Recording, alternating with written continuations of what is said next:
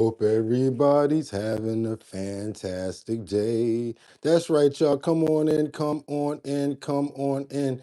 It's your boy Boogotti NYC, and like I always tell you, y'all could have went anywhere. But the fact of the matter that you came here to chill with me. I appreciate you. Happy hump day this morning. What's going on, everybody? Hope that you guys can hear me loud and clear because this is our bottom line. That's right, you guys. Trending topics, current events, and much, much more. How everybody doing this morning? Let me know if you can hear me loud and clear. Let's see who's up in here this morning because we got to get those prayers in the air for everybody. I see that Liberty's already turned on the slow mode. Okay, but we still going to be able to get it done. Okay, thank you so much, Batty Lynn. I really appreciate you letting me know that the audio is good.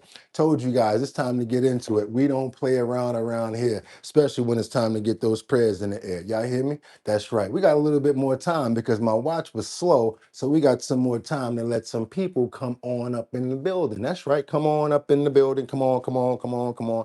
Good morning, Luigi. What's up, Miss Swanza, Mark Dorfman, Miss Keisha, Bustin' Dustin, Beyond Ether. What's going on with y'all? Y'all ready to go? Is y'all up in here? How we looking on these cameras and these monitors over here? Hold on. Let me check and see what we looking like over here. Let me get that a little more straight. How about I do something a little bit like to that accord right there? Something like that right there. Maybe that'll work out just a little better. Let's see if that works a little better for us. How everybody doing this morning? Put a smile on your face. We here again. Good morning, everybody. I'm glad that I'm back. Hopefully you guys are glad that you're back as well. Yeah, that looks much better right there. So guess what we're gonna do? Let's get it going, you guys. Let's go. We got to get those prayers in the air right now. Let me see. Oh, yeah, it's time. Let's get those prayers in the air. Want to pray for happiness, want to pray for love. I want to pray for good spirits. Let's pray for good health. Also want to pray for good understanding as well. Let's make sure that we're understanding each other out here. Make sure that we're having a good diplomatic conversation and we're getting to a bottom line. I want to pray for everybody to be a little bit more sensitive and understanding. And let's pray for something else. Let's pray for care. That's right. Amen. And also, no, not amen, but we're going to pray for our animals. Who else am I praying for this morning? Edward, got to pray for liberty and justice. Let's put Yvonne up in these prayers this morning as well. Got to pray for Batty Lynn and Miss Swanza. Yvonne, I see you, Choo Choo. Who else? We got Mark Dorfman in the building. Batty Lynn, thank you so much. Luigi, who else we got up in here? Myself, Boogotti NYC. Can't forget about Sam Champion, Mark Dorfman, Jeffrey Spilker. Also, we can't forget about Collective, Angels Among Us, Winter Rising, 55 Coffee House as well. Teddy as well. Can't forget about Teddy. And you can't forget about who else we got up in this building? Beyond Ether. Who else we got? Royal. Okay, one other person we're going to put in here, then we're going to get up out of here this morning. We're going to say Dot Focus as well as Mega Dub. Can't forget about Tony Wright. That's it. Good morning, you guys, and let's go. Amen. Because you know what I'm ready to do, right? Was that enough? I'm ready to go. They're ready to go. I said it's time to start the show. I hope you're ready, yo. Yo, yo, yo, yo, yo. Whoa. And we wind it up. Ooh, do. Wind it up. Do. Wind it up. Because it's 6 o'clock somewhere. I think it's 6 o'clock here. That's right. Let's go. Do.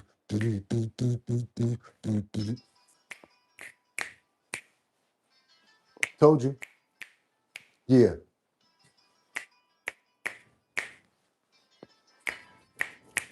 Don't play. That's right, y'all. You know what you got to do, right? Told you I've been working out. So when I wear this jacket, I got to open it up, because I've been doing those push-ups. Got to open up those pores. Right now, we're reversing it right now. We're using the slaps to get some cool air to go against that sweat up there. We got to open up those pores. We got to open up those. Can you believe it? Can you believe it? Already the 10th. It's Wednesday the 10th, y'all. That's right, all 2026. Said I'm your host, Boogotti NYC, and this here's our bottom line. Where we be talking about this and that and chat and this and that, where we be talking about this and that and chat and this and this and that. Just got me lit. How y'all doing this morning? It's your boy Boogotti NYC. Give yourselves a round of applause and another thank you to God for actually making us be able to be here today. I am very thankful that you guys came and stepped up to be with your boy Boogotti NYC. Another day. That's right, you guys. I don't know if you know it, but we got 30 more of those things before we get out of you know what I'm talking about. 30 more days, and I can't wait. I thought it was more than that. Did a little bit of mathematics, and I just can't. I was surprised. I said, wait a minute. 2 months done went by already. We only got 30 days left. So July the 10th, we'll be all good around here. Hope everybody's doing good. Just come closer to the screen. Why you want me to come closer to the screen like that? I agree, Dookie. Who else is over here? Good morning, Lisa, Audrey, Sweet RV. I can't get no closer unless I'm gonna be a part of it. I'm gonna probably pop through the screen with you guys. That's right, Liberty. I wanted to get an exclusive out there because you weren't here yesterday. So I wanted to make sure that you guys know we only got 30 days. And you know, we do 30 days like that on our pinky. But you know what I'm ready to do right now? Because we got a lot of work to get to and it's not time to play. So without any further ado, you know what I'm gonna say? I got 5 on it. I'm going to stack 5 videos at a time. All I want you guys to do is stay on point, stay on topic. Let me know where you're chiming in from. I love to see those flags because what it does is give me a subliminal mental of where to go and find more information. Yes, that's what I want to do, you guys. Find more information and make sure that I get it directly over to you guys. That's right. Also, if you have not done it on your way in, let's go ahead and double tap that screen. Let's get it going real early right now to let everybody know that we're here. Talk to the algorithm and let them know that it's up and we can get it popping. Also, don't know if you guys know it, but we did finally release that video the other day. It's the one of the Harlem Kevorkian. Just in case you guys are interested in knowing who that is, we had a few members that had exclusive premieres right before it came out, and that's the perks of being a member on our bottom line. So yes, they were able to get the exclusive interview with Kenneth Minor. That's right, the Harlem Kevorkian. It's in the videos down there, you guys. You might want to check that out. We're the only ones that were able to get the exclusive after he came from. Let's keep on moving forward, you guys. If y'all ready to go, I'm ready to go too. Because you know what I'm going to say now, right? Let's get into these titles. Let's go, you guys. Let's go. What do we have here? What did Trump say about the helicopter crash in Iran? Well, I know what I think I want to say about it, but maybe he doesn't want to escalate it too big. And the reason I'm saying that is because I think it had more to do with more than a crash. But since we're in negotiations, they might be trying to keep that a certain way to keep things tolerable for the negotiation point.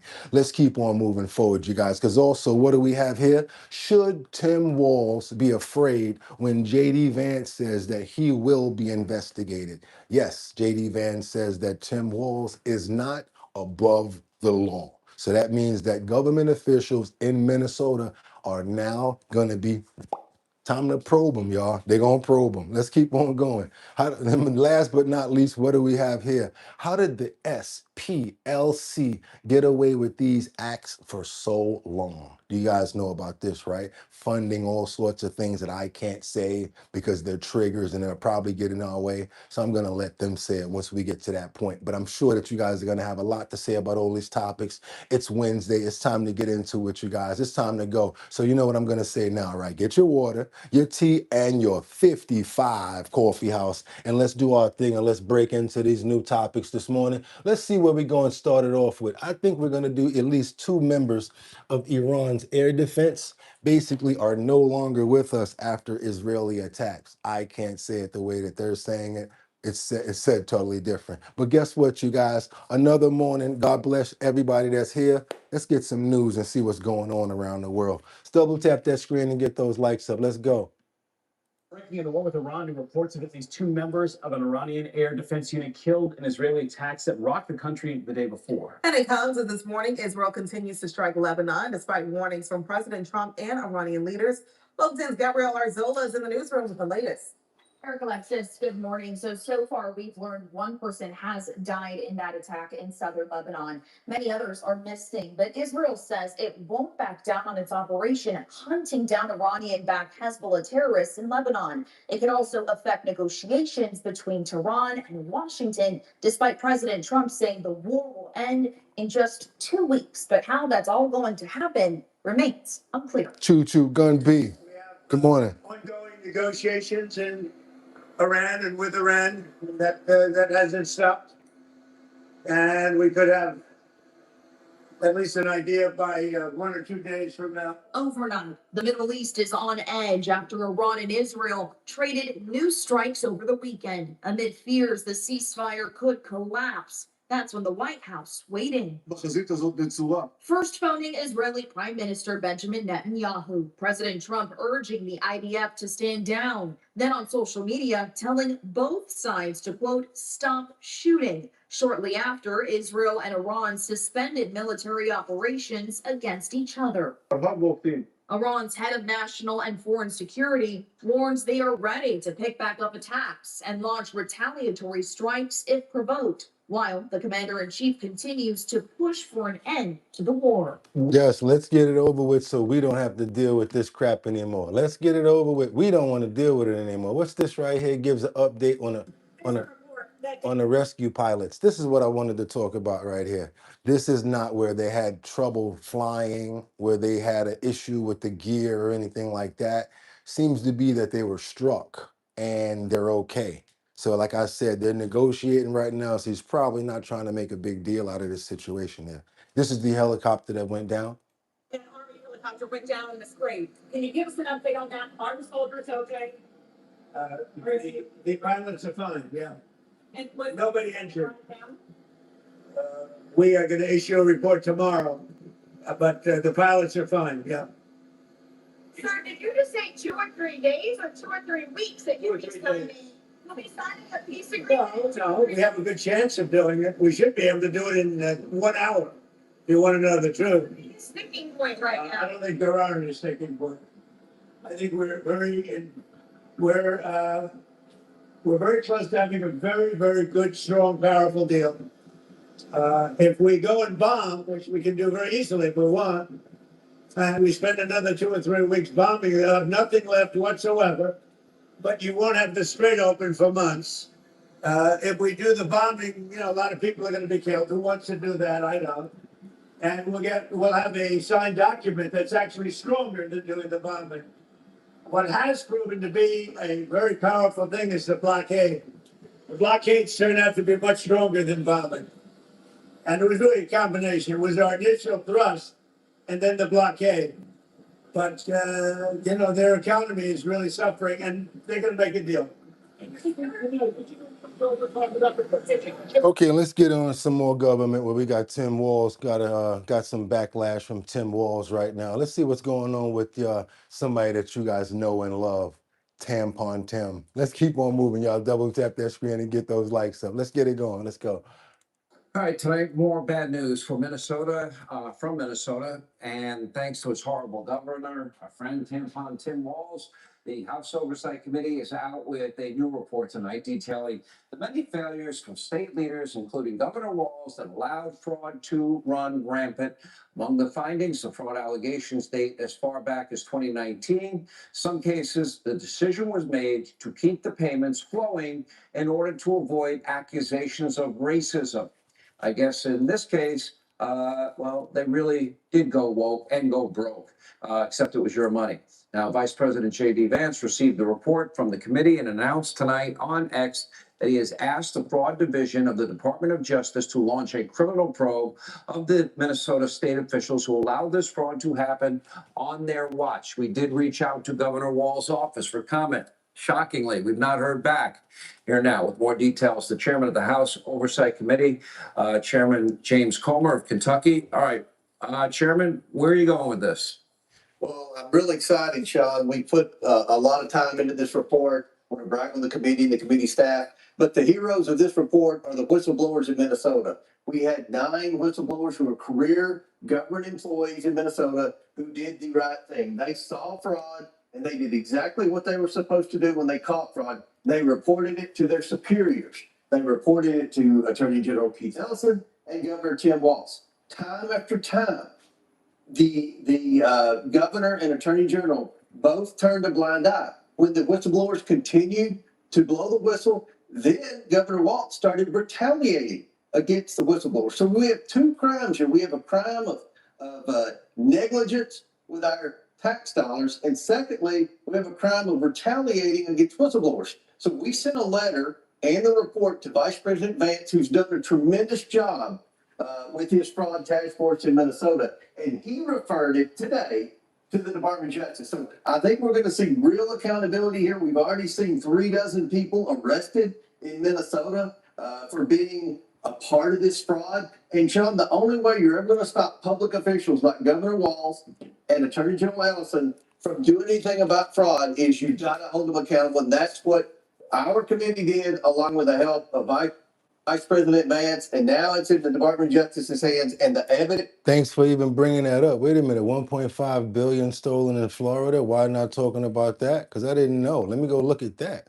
Is there because of the whistleblowers and all the depositions and interviews we did with them, that Governor Walz did turn a blind eye and retaliated against whistleblowers. Your committee found Minnesota estimated it lost 300 million in stolen federal nutrition funds intended for the hungry children during the COVID-19 pandemic, as much as 9 billion in Medicare billing that may have been fraudulent. $9 billion in one state, Congressman? Seriously?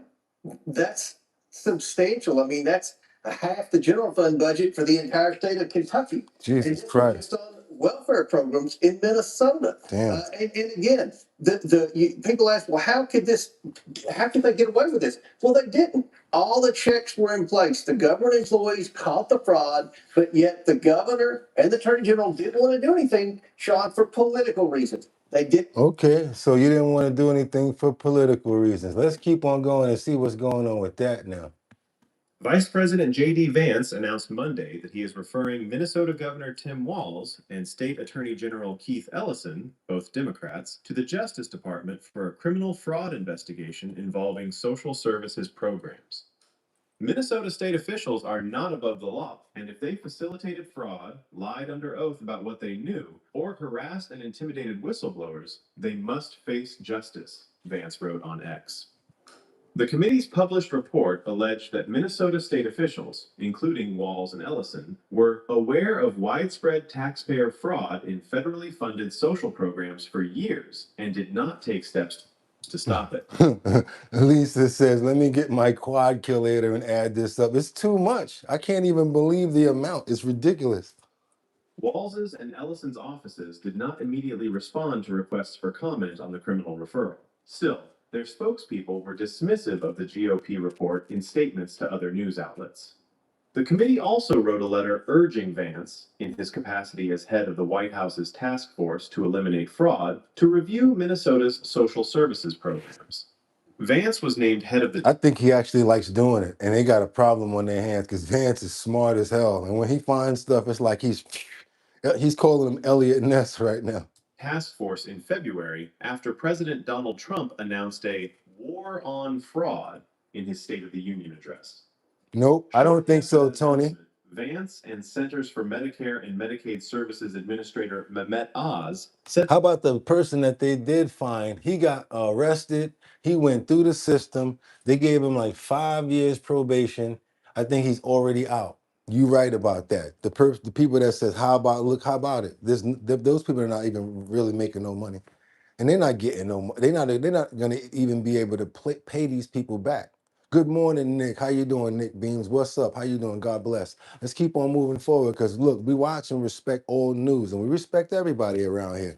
I have no political affiliation, and our platform is nothing but civil discourse and current news, topics, discussions, and you're all welcome to Our Bottom Line. That's right. Double tap that screen, get those likes up, makes more people get on over here. Now, let me use my hands like the other guy does because you know when it's time to someone you know and love. I don't know if you guys know and love what he's about to do or if you think it's a good idea. Because, like I said, many people are going to be losing their SNAP as well as Medicaid benefits, Cal Care, and I think it's called Medicaid in New York. So check this out. Hakeem Jeffries, one of your guys, your buddies, is going to he made an amendment to reverse and the Medicaid cuts that he's calling in that big ugly bill that's going to be hurting about 40 million people who stand to lose their medical coverage. What do you guys think about that? Let's keep on moving forward. Double tap our screen. I'm going to be reading your comments on this. What you guys got for me? Let me also thank Representative McGovern, the ranking member of the Rules Committee, and all of the members of the Rules Committee for this opportunity to present this amendment. Timu Obama. Amendment that will reverse all of the harmful Medicaid cuts that Republicans included in the one big ugly bill that have resulted in hospitals, nursing homes, and community-based health centers all across America, particularly in rural parts of the country, from closing. The Medicaid cut in the one big ugly bill is the largest cut to Medicaid in American history, threatening to rip healthcare away from more than 14 million Americans at a time when healthcare costs are already skyrocketing out of control. Why y'all do him like that and call him a Timu Obama? This amendment gives House Republicans the opportunity to help President Donald Trump keep his word.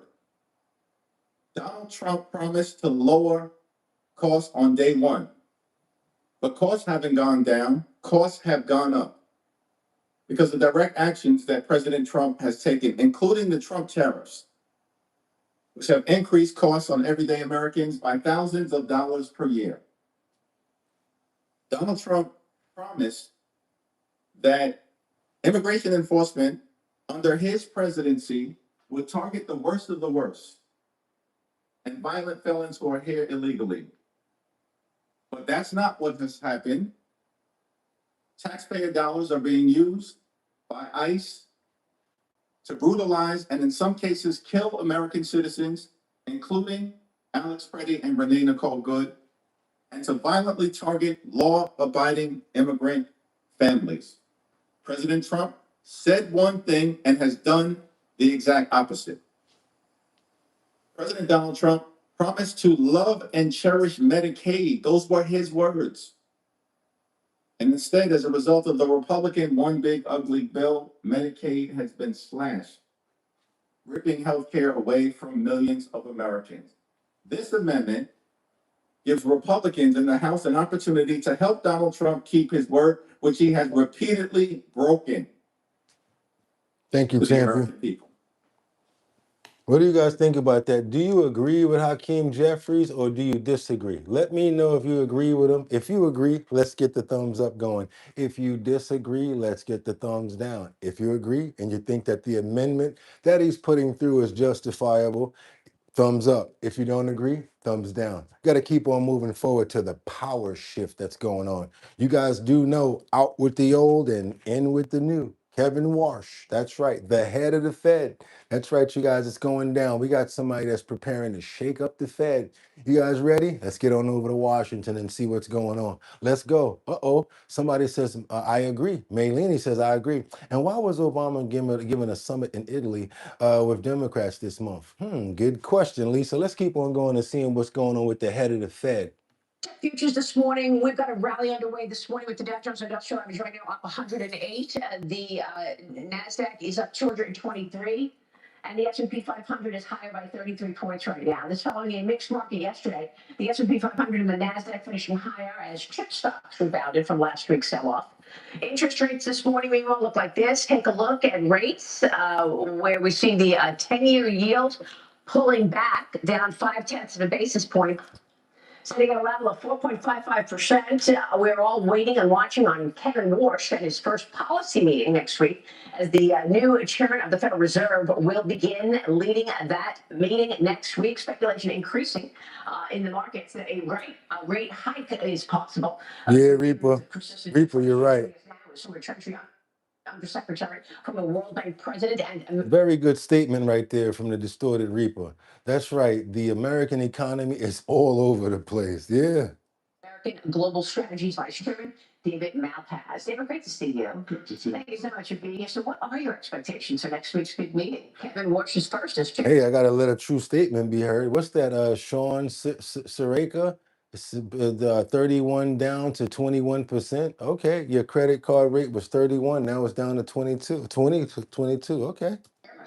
I think they'll be setting the stage, so I don't expect a rate hike at that meeting. But the issue is, how do they talk about growth? It was really good. The president over the weekend, President Trump said growth is good. And that's going up against the Federal Reserve models, where they kind of think if you have too much growth, they should take away the punch bowl. You know, they should throw cold water on growth.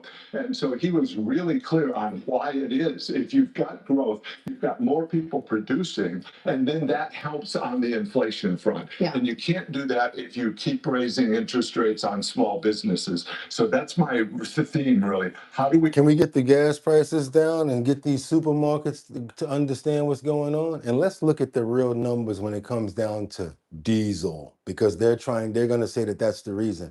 If diesel goes up, the food goes up. That's two things we got to keep watching for, you guys. So I haven't asked you guys this question in a while. It's been about a week almost. I need to know, please. I need to know what state and how much the gas is hitting for right now, y'all. I need to know, boom, what they hitting for per gallon, what state, how much is costing you. If you're driving, I need to know. Let me know what premium is costing. Let me know what your diesel is costing out there, because I really want to know, you guys. Let me know. Regular, where you at right now in DC? Where you at in Baltimore right now with your gas prices? Let me know right now, you guys, because I want to know. Right, sometimes we wait a while and then we get the numbers going, and it's actually good for all of us to see these numbers and see what's going on, because these are true numbers from real people. We got Brian King Falcone that says $3.80. I'm hoping that's for regular. PA is $3.78. Looks about the same. Okay, who? $4.05 for regular. That's about right. That's still crazy expensive though. I don't know gas prices. I'm from New York City. Okay, $3.65 in Omaha. Still about fluctuating the same places. Wow, Chicago is almost $5 for regular at $4.98. That is bananas. California must be the highest. It must be somewhere around 6 and some change if you guys are telling me that.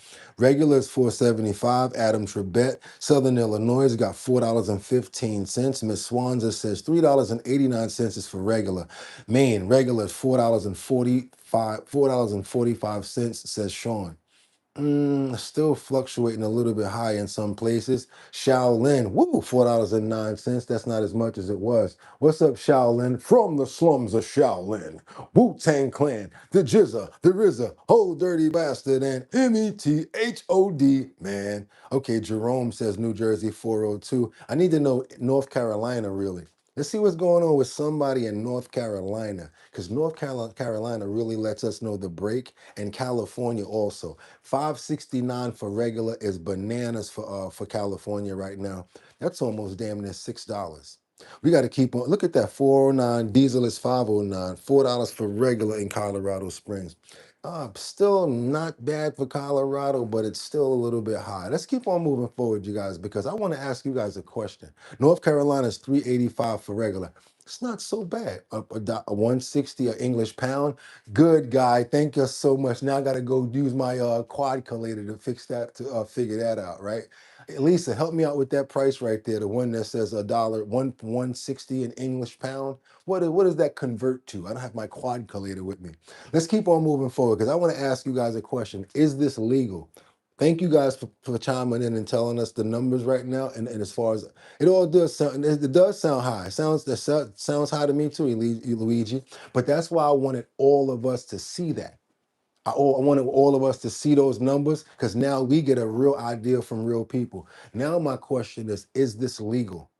Okay, let me ask you a question. You see some homeless people on the street. There's about to be a big about to be a big show going on. And the bus pulls up to those people and says, "Hey, I'll give you all $10 if you come with me to this concert, but you got to cheer for this one person." Is that actually legal? How about I take it another step further? How about I'm in the bus and I pull up on homeless people and I say, hey, if you vote for somebody, I'll give you $5. Is that legal? Okay, you guys, I'm just gonna know. This is how we're gonna do it. Thumbs up if it's legal. Thumbs down if it's not legal. Thumbs up if it's legal. Thumbs down if it's legal. Oh, you get $5.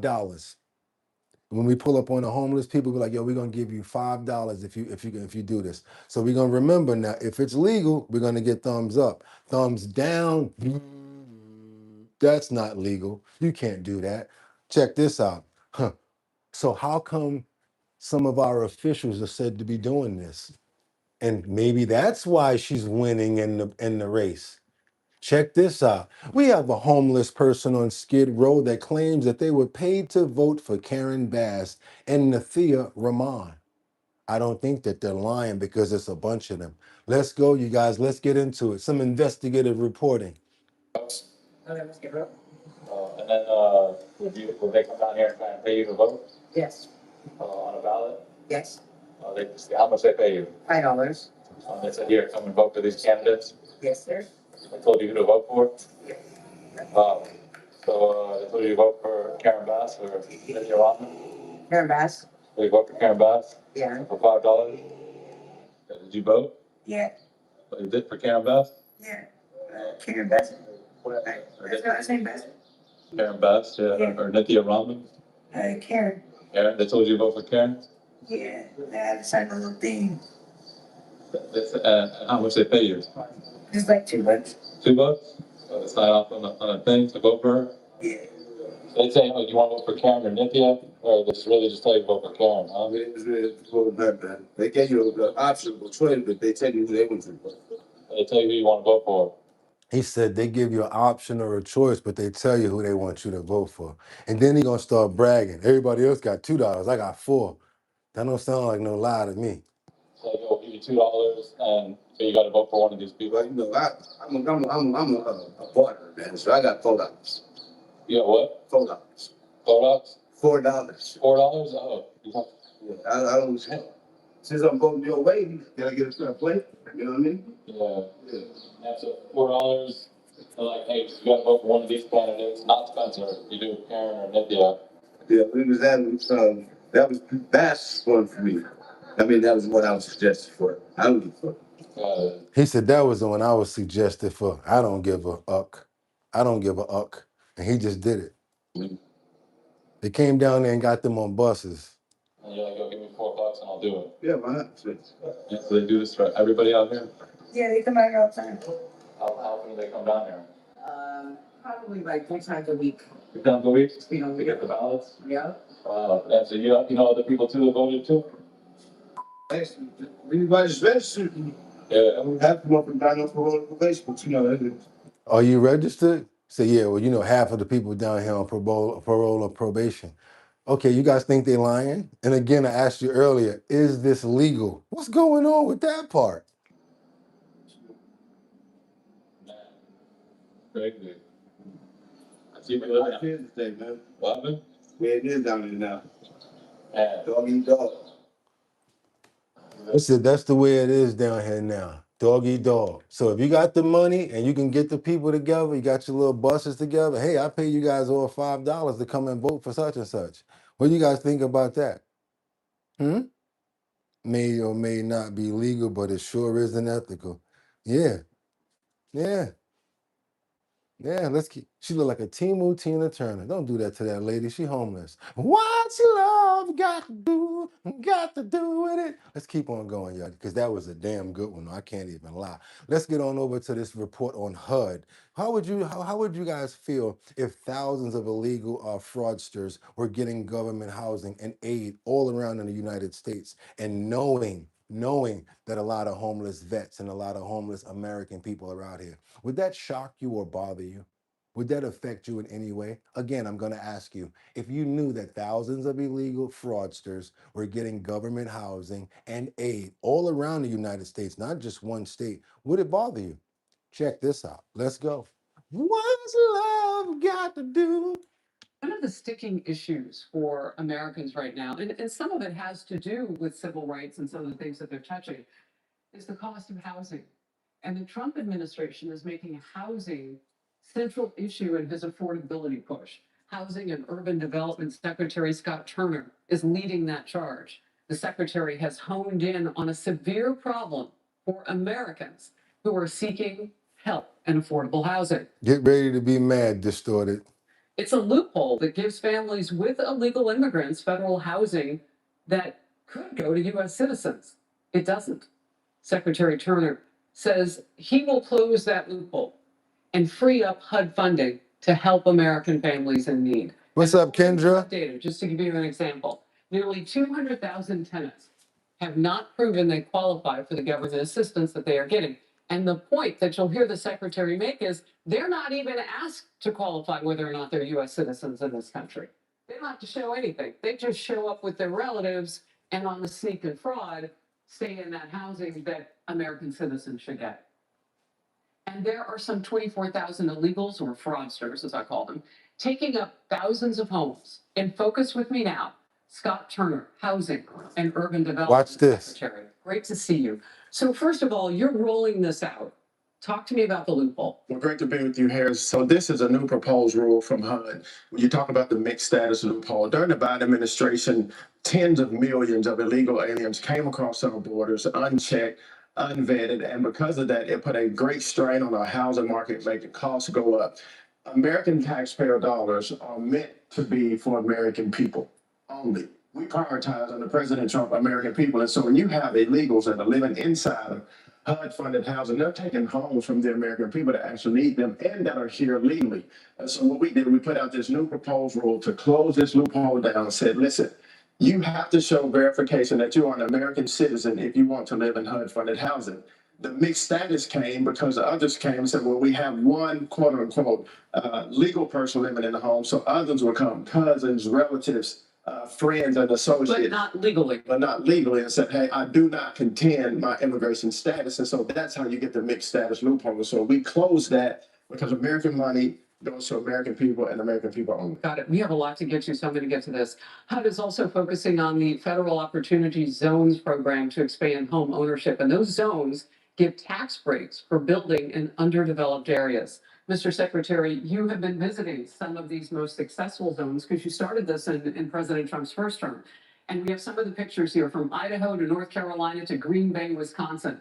President Trump signed this program into law nearly a decade ago, and the administration says they've created more than 500,000 jobs, lifted more than 1 million Americans out of poverty, and the president also signed an order in March cutting red tape for even more affordable. What's up, Zion? Real quickly, tell me what's next in this program. So with the working family tax cuts, the One Big Beautiful Bill, if you will, it has made opportunity zones now permanent.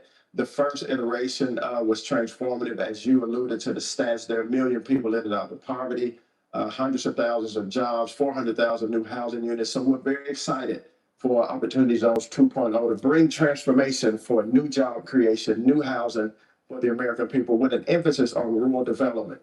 Now, I understand that this is bipartisan. Now, all of you players out there, we're going to skip it around. We're going to skip around a little bit. I know that's enough to do with politics right there. You guys probably had enough. Y'all probably had enough. I know. So we're going to go ahead and woosah, come on down a little bit. That's enough. We got the HUD situations we thinking about, got the SNAP thing going on, food stamps and things like that. Let's calm down. Even though, you know, the other day, I know a lot of you people are not so happy because they're blaming something on Trump. And the same thing they're blaming, a lot of other people said this. They said, you know what, Trump, if you come to New York and the Knicks lose, we're going to blame it on you. And did he come and did that happen? So yes, New They're pretty peed off because first of all, the watch party was shut down in front of MSG. So many people weren't out there to root for them, you know, with their lucky rabbit's foot, to stand on one foot and do all of these crazy things that helped the Knicks, you know, help them win. So they were pretty peed off at Trump. You know, there's a lot of people out there who were like, you know, kind of angry. Stephen A. Smith even said, you know what, Trump, if you come to the Garden and they lose, I'm blaming it on you. So Trump said, you know what, I'm clapping back because this wasn't my fault. It had nothing to do with me. It had nothing to do with me. Before attending Game 3 of the NBA Finals tonight, Stephen A. Smith said this about Donald Trump attending. If they lose tonight, I'm looking right at him. I'm saying it. It's just me. I'm blaming him. I'm blaming the president of the United States of America if the New York Knicks lose this tonight. To which the Knicks went on to lose Game 3 versus Spurs. They do lead the series 2-1, but Donald Trump was asked about Stephen A. Smith saying that. ESPN commentator Stephen A. Smith was talking about running for president. Said he would blame you if the Knicks lost the game. How do you respond to that? I think he's a nice guy, but you need a certain aptitude to run for president. You need a high IQ. I'm not sure that Stephen has that. I don't think he does, actually. Well, we were sitting with Mr. Goldwyn tonight. Did you and him talk about it at all? Or? We did. We talked about it. He's a friend of mine for a long time, and he's a great guy. He's done a fantastic Secretary Duffy was also at the game. Commissioner Silver. He came over to pay his respects. Yeah, as president, he came over. So you guys blame it on Trump too. You think it was his fault? Do you think that Trump had anything to do? Thank you so much, Zion's Choice. Do you think Trump had anything to do with the Knicks losing the other night? Boogotti and everyone with the family chat. What's up, Mary Tanner? Jonathan Burks. I see you guys. Y'all up now. Got to get to go to work, right? Y'all got to get up and go to work. Let's keep on going. Get you some more information out here. Because not only was that going on in New York, but I'll be honest with you guys, the city location where they did have the watch party at was really Bryant Park. I'm gonna tell you guys like this. I don't go around gatherings like that anymore. I'm not gonna be around big crowds. You won't single me out. You just won't. You never know. Something could happen, and I don't want to be caught up in the mix anymore. Just not. Check this out. You got a big gathering that happened at Bryant Park where the Knicks watch party goes dumb after their loss. So you better hope that the Knicks win the next championship, especially if you guys are going to be out there with one of those watch parties. You guys better hope that they win, and you better not wear any of those San Antonio Spurs jerseys because they're going to rip them off your back. They were literally ripping people's jerseys off their backs. Vanessa, good morning, and you can call this the calm after the storm right now. Things are nice and quiet by Bryant Park. That was not the case at all just a few hours ago. Scenes of chaos and craziness. This video really speaks for itself. Take a look at some of this.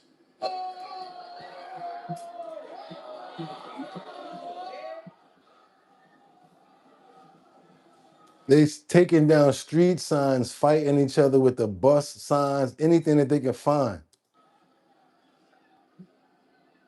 Yes, so a lot happening here. To recap, we saw everything from fights breaking out, people on scaffolding and jumping on police cars. Police can't handle it at all. There's just too many people. Crowds trying to take down signs, and police trying to control the chaos, pushing crowds back, and appearing to use nothing but pepper spray everywhere. So y'all better hope they win the next one if y'all out there at the watch party. Pepper spray. Some officers even suited up with helmets and batons. The city hosted a Knicks watch party here at Bryant Park last night as the area around Madison Square Garden, that was on very tight security, closures in effect around there because of President Trump's attendance at Game 3 of the NBA Finals.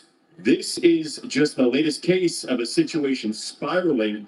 We have been watching some of these outdoor Knicks watch parties. Got the twerkers. Control over the past few weeks with got the girls out there twerking for the Knicks. Thousands of people flooding these events and arrests being made. We saw some people in the videos being detained last night. Still no word yet on how many arrests were made last night. We have reached out to the NYPD for more information regarding that. And also another big question this morning. Where the hell does twerking come in when it comes down to the Knicks and the watch party? Out there acting up. Oh my God, you guys, it's all for one and one for all out there, man. I ain't going out there. Y'all can't be serious. I'm good. She was like, what is that about? Like, okay, all right, I guess you're twerking now at the Knicks bash. Let's get on over to Mother Russia. Mother Russia. I told them they better watch out for Ukraine. And I told you guys this yesterday. The 48 Laws of Power says it. Do not let your enemy be able to have a chance to get his way back, because when he does, he can come back even stronger. Not only can he come back stronger, but now he's working directly against his weaknesses and your strong points. He knows everything that you got now, so all you got to do is train for it. So, Mother Russia, y'all better be careful over there. Y'all know Vladimir Zelensky is not playing with all of them drones that they got. Check this out. We got this moment that one of the cars just went boom, boom, boom. Yep, one of the senior Russian military officials in Moscow. He was get up in in his car to go somewhere, and the car had a different how can I say this? A different thought. Instead of going straight, it went everywhere. I got to be careful the way I say things. Let's keep on moving forward. See what's going on over in Moscow as we open up the screen. Check this out. No audio. This was caught on closed circuit TV camera.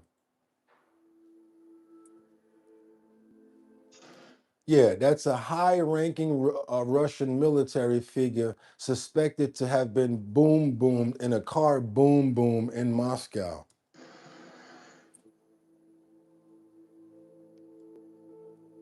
Now the boom is believed to have targeted a 62-year-old officer as he pulled his BMW X3 into a district which is home to military figures. See all of those people with extinguishers? Eyewitnesses rushed to the burning vehicle with fire extinguishers and managed to pull the driver from the wreckage, but as you can see, didn't make it.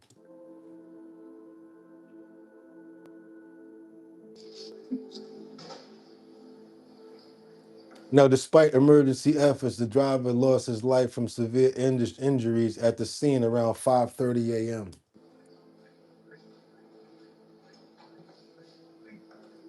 The Russia Investigative Committee has launched a formal criminal investigation into the fatal explosion.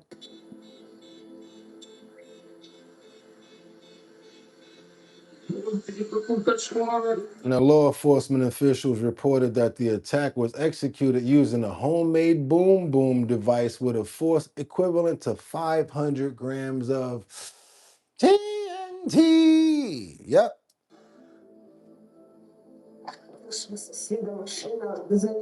Yeah, they made sure that he wasn't gonna walk up out of there safe. Yeah, you guys double tap that screen. Let's get those likes up. I told you we go everywhere. I don't be making these stories up. We gotta find them, curate them, understand what they're about. Then we bring them to you. Let's double tap that screen and get those likes up if we have not already done that. And we're working on going to 73,000 subscribers. So go ahead and subscribe. And if you want to, after the show, go check out that exclusive interview with Kenneth Miner. That's right, exclusive interview. The only one that was able to interview him after he came home. Let's check it out. I'm talking about the Harlem Kevorkian. Very crazy story, and we're up to part 1. There will be 3 more parts. Let's keep on moving forward, you guys, because now we got to get on over to Elk City, Oklahoma. We got a breakthrough for type 1 diabetes. Anybody got diabetes or know anybody with diabetes? I know a lot of my family members that are no longer here started with type 1, didn't pay attention to it, sadly, or it just got worse because sometimes they rely on medications instead of getting to the root of the problem, which is taking care of yourselves and making sure you're eating the proper foods as well. This right here I want to show you guys is a breakthrough, and I used to watch my uncle all the time. He used to take insulin, never shot himself in the leg. Most of the time he did it in his stomach. I used to sit there and be like, how could you just do that? Because I could just imagine, how painful it is to do that with actual needles. Even though they have other applicable things now, like the other the devices that you can use that monitor you as well, it's still so intrusive. That's what I must say. And some of them are still painful. This one here is something that I think is fantastic. And since it's been working, maybe you guys, if you know anyone or you're a type, what's that, 1 diabetic, it's probably something that's going to be really good for you, especially if you're getting tired of those needles. It's an alternative. It's to type 1 insulin, and it's for people that don't have to take insulin by needle. Check this out. If you guys are interested in this, it's actually an inhaler. Breakthrough is showing promise for millions of Americans with type 1 diabetes. It's an alternative for taking insulin without the injections. And if you guys are trying to get those likes up to try to get some decals and keychains today, that'll work. You gotta send your email address to bridgethisllc@gmail.com. But that's only if we get up to 400 likes. That's right, 400 likes will get you guys free keychains. We got 6 of those coming out from our bottom line. 6 random people will be selected. And then of course we've got the 6 decals that are going to be coming out as well to 6 random people as well. And guess what? That means 12 pieces of merch is going to be coming out directly to you, whatever address you want them sent to. All you got to do is double tap the screen and get the likes up, and we'll randomly select 12 people. Let's go. CBS's Mark Strassman has details. Tacey Segrist is a bouncy 8th grade athlete in Oklahoma with type 1 diabetes. When she was 10, Tacey began a routine she's always hated: 7 to 10 insulin shots a day. I started freaking out so much I made myself cry. Did you have to try to find a private place to do it? I would usually do it like in the bathroom or like not do it around everyone else because I was too scared of what other people would think. Tacey showed us her new option, this insulin inhaler called Afrezza. She was part of a year-long research study by the drug maker Mankind. Her mother calls the inhaler a game changer. You don't have to worry about an extra piece of technology on your body or on your child's body. Dr. Casey Berman, a pediatric endocrinologist, agrees the inhaler is a breakthrough. Can you guys double tap the screen if you have not already? I done tried to bribe you. I've tried all sorts of things.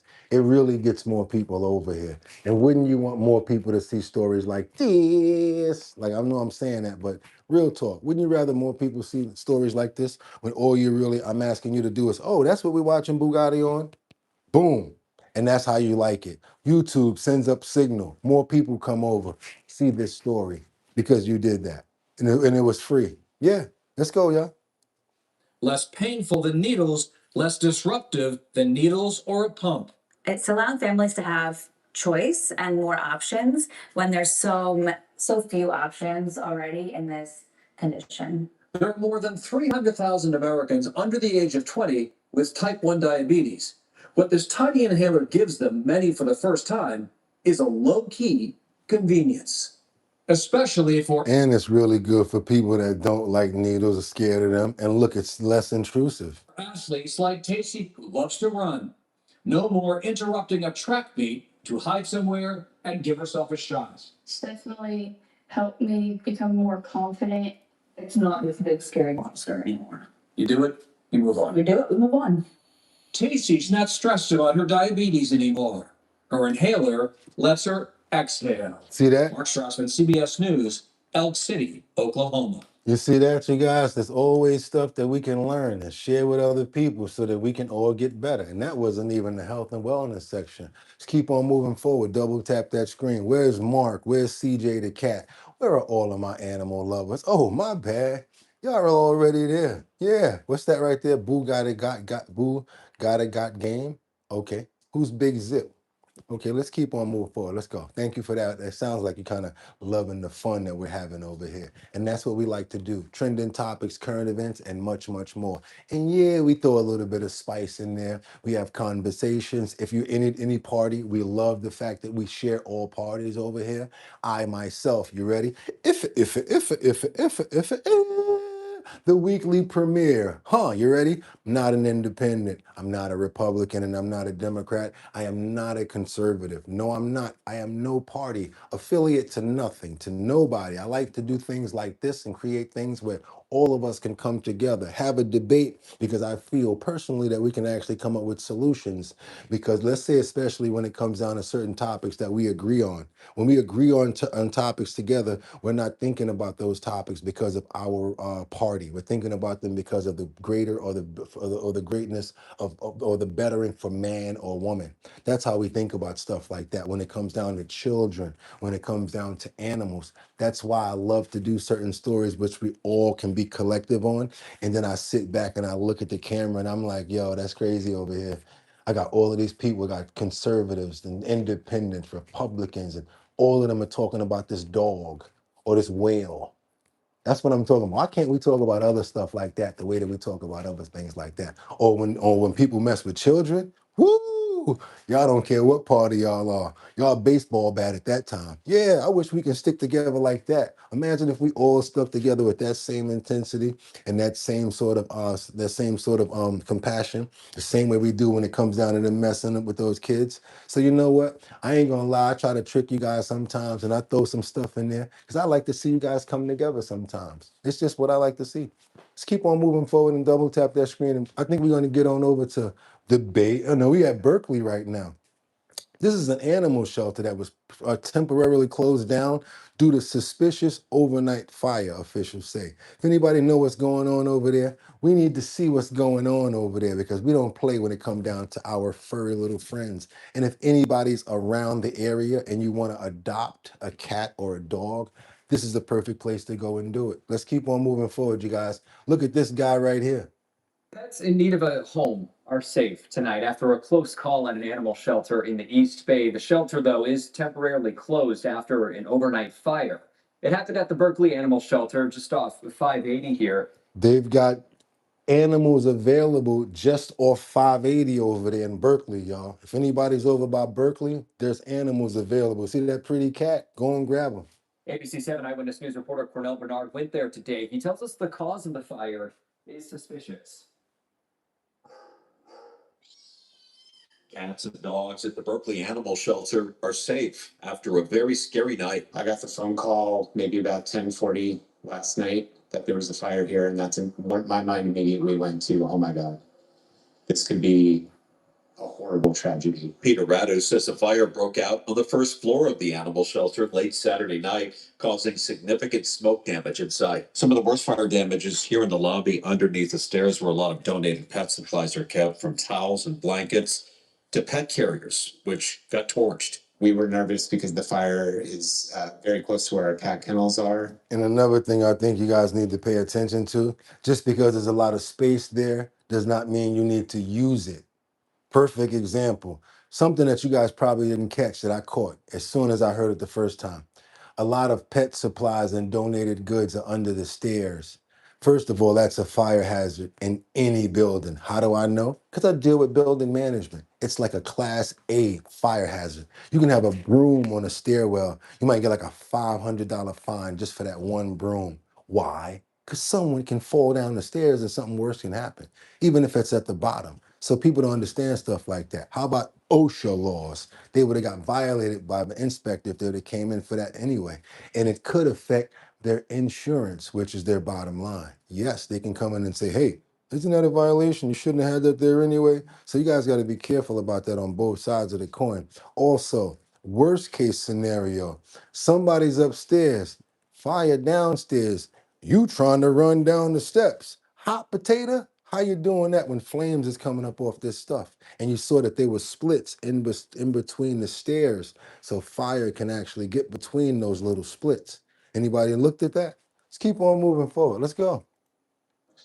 But the fire doors here So now the fire doors did their job, but I want to show you right here what I'm talking about. I'm talking about right here, where those stairwells is at. And the stairwell, so now you got all that stuff up under the stairwell. How you getting past there if that stuff would have been on fire?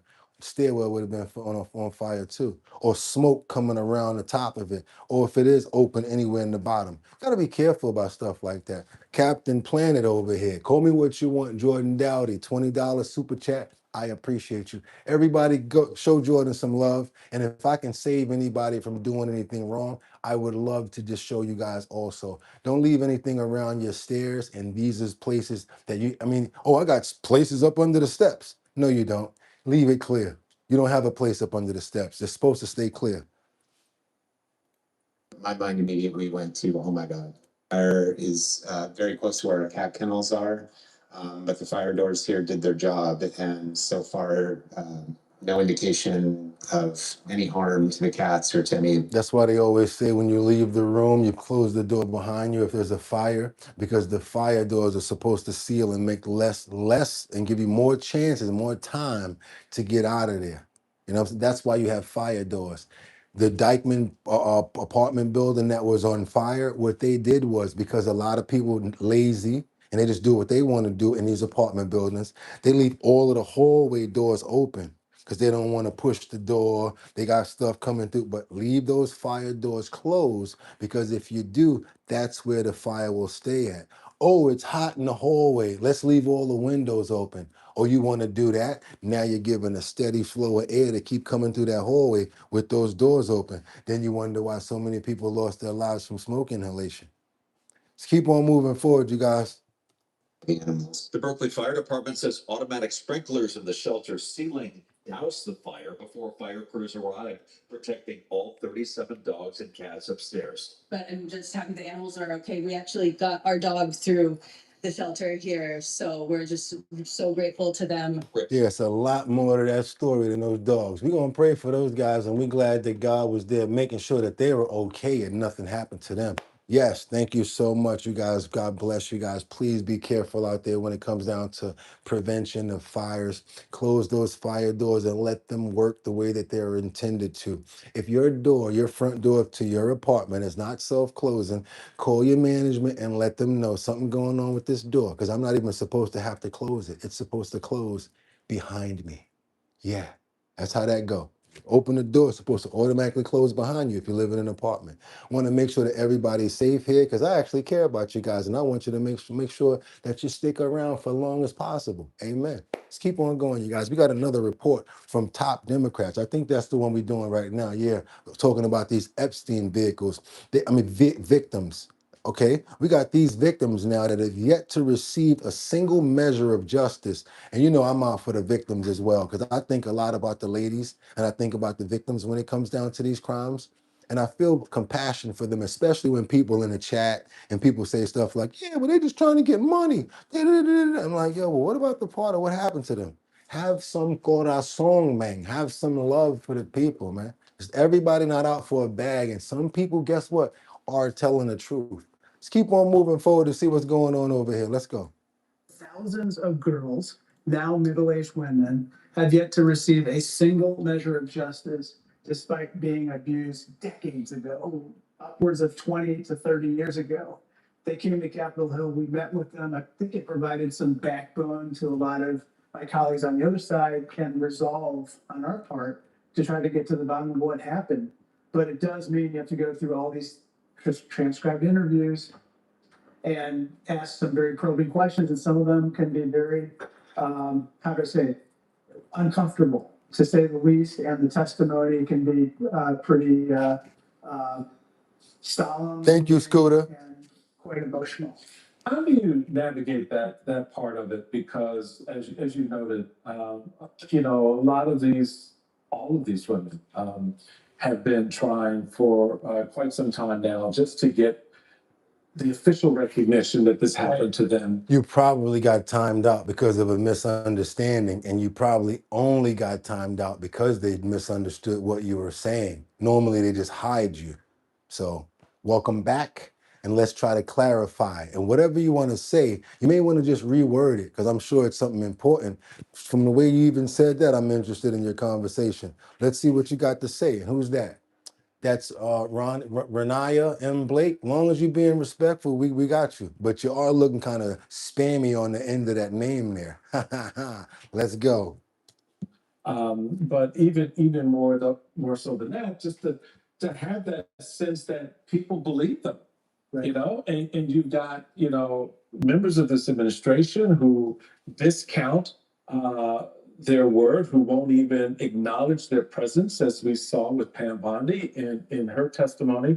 So as you're sitting there and you have these stories, this true life experience come before you, how do you then turn that around to make the case for what will come next for them when people in charge are serious about, we talked about reparations monetarily in the last segment, just the reparations of acknowledgement that you know this happened to you, and here are those who are going to be held accountable when Democrats get the gavel in the next term beginning in 27, and how that translates for them.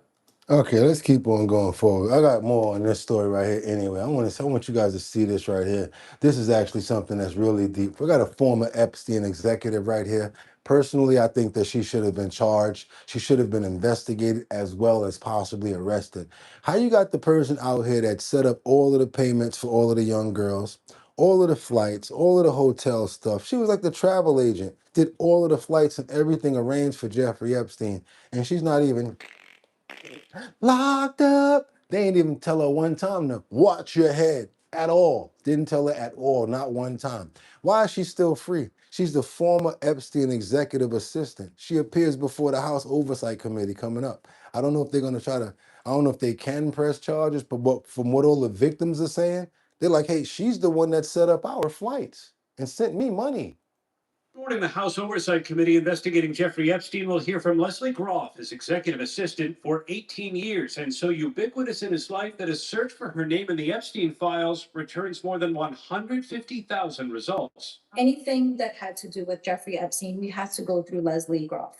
So how come she's not like questioned or like arrested or nothing like that? What happened to these other people? Just Jeffrey and Ghislaine, huh? Groff scheduled Epstein's frequent encounters with celebrities, scientists, and politicians, booked travel for women, and according to federal prosecutors, numerous Epstein victims said Groff was responsible for scheduling massages during which they were sexually abused. Groff has denied any knowledge of Epstein's crimes or any participation in them. But Maria Lacerda, who says she was 14 when she was first sexually abused by Epstein, told us she finds that hard to believe. I think that she should bring full accountability to this. I think she knows a lot more than what we think. After Epstein died by suicide in jail, prosecutors identified Groff as a Allegedly.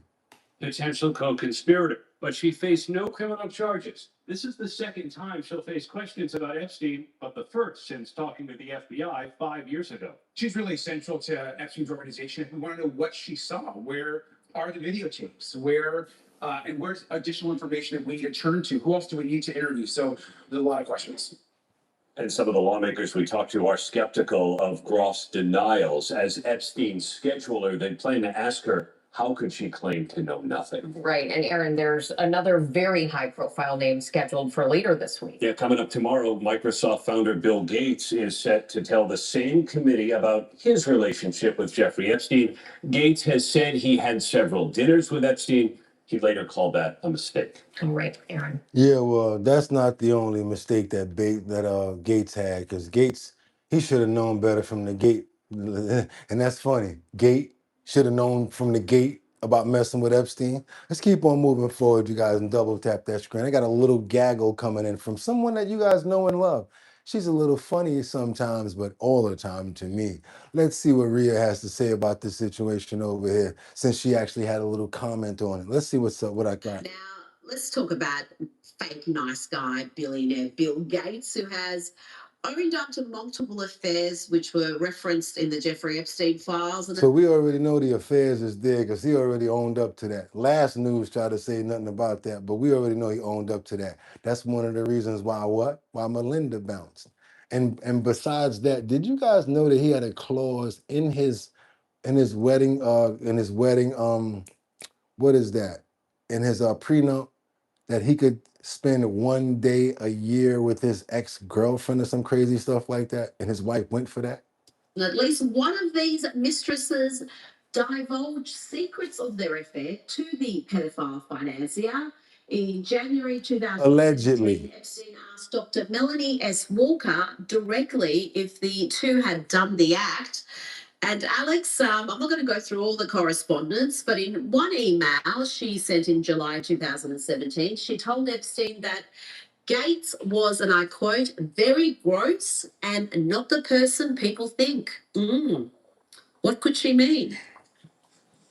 Well, I'm not surprised. I mean, anybody hanging out with Jeffrey Epstein is obviously probably more than likely a pervert. But what I thought was really crazy is that Allegedly, I don't want Bill Gates to sue me. Bill Gates is perfect. But what I did notice that allegedly in the prenup, Rita, I don't know if you saw this. I'm surprised he didn't get more media attention. That Bill Gates had it in his prenup that he could hang out with his high school sweetheart or college sweetheart for 1 week a year while he was married to Melinda Gates. I thought that was so bizarre.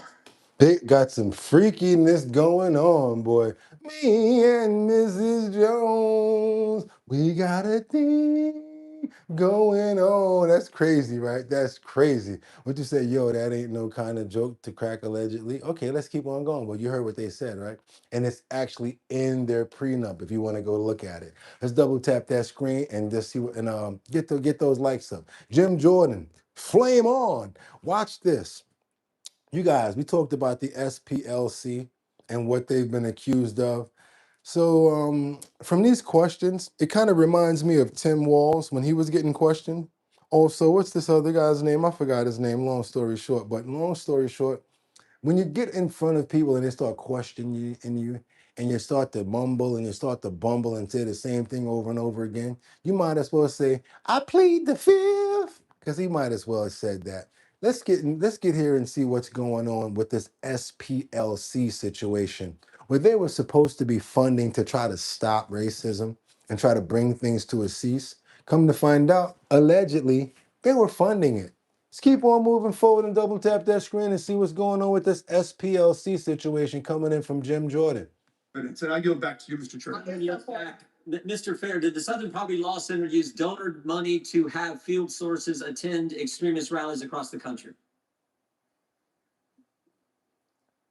Mr. Chairman, It's a simple question. Did you use your donor money for that purpose? we used donor money So yes or no? to pay confidential informants to infiltrate extremist organizations. Did the Southern Poverty Law Center use donor dollars to have field sources host extremist rallies throughout the country? Not to my knowledge.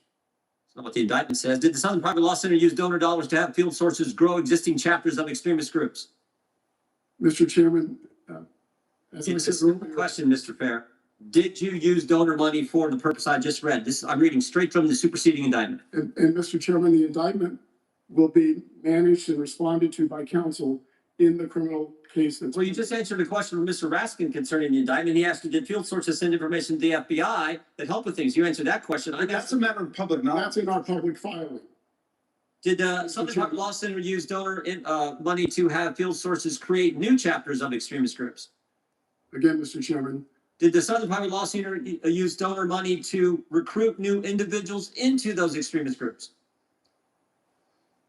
I assume you don't want me to answer since you're not giving me time to answer. No, I'm giving you time to answer because that's a yes. Did you use your donors' money for that purpose? Yes or no? Again, those issues will be resolved in the pending allegations against the SPLC. It seems to me if the answer is no, you could say no. We have asserted that the allegations are false. Did the Southern Poverty Law Center use donor money to have field sources making donations to extremist group leaders and purchase materials for cross burns? It's alleged in the indictment. Did it happen? We've alleged that those allegations are false. Did Southern Poverty Law Center use donor dollars to have field sources create racist paraphernalia that extremist groups sold at rallies? We've alleged that those allegations are false. Okay, how about this? What is Fox photography? Uh-oh.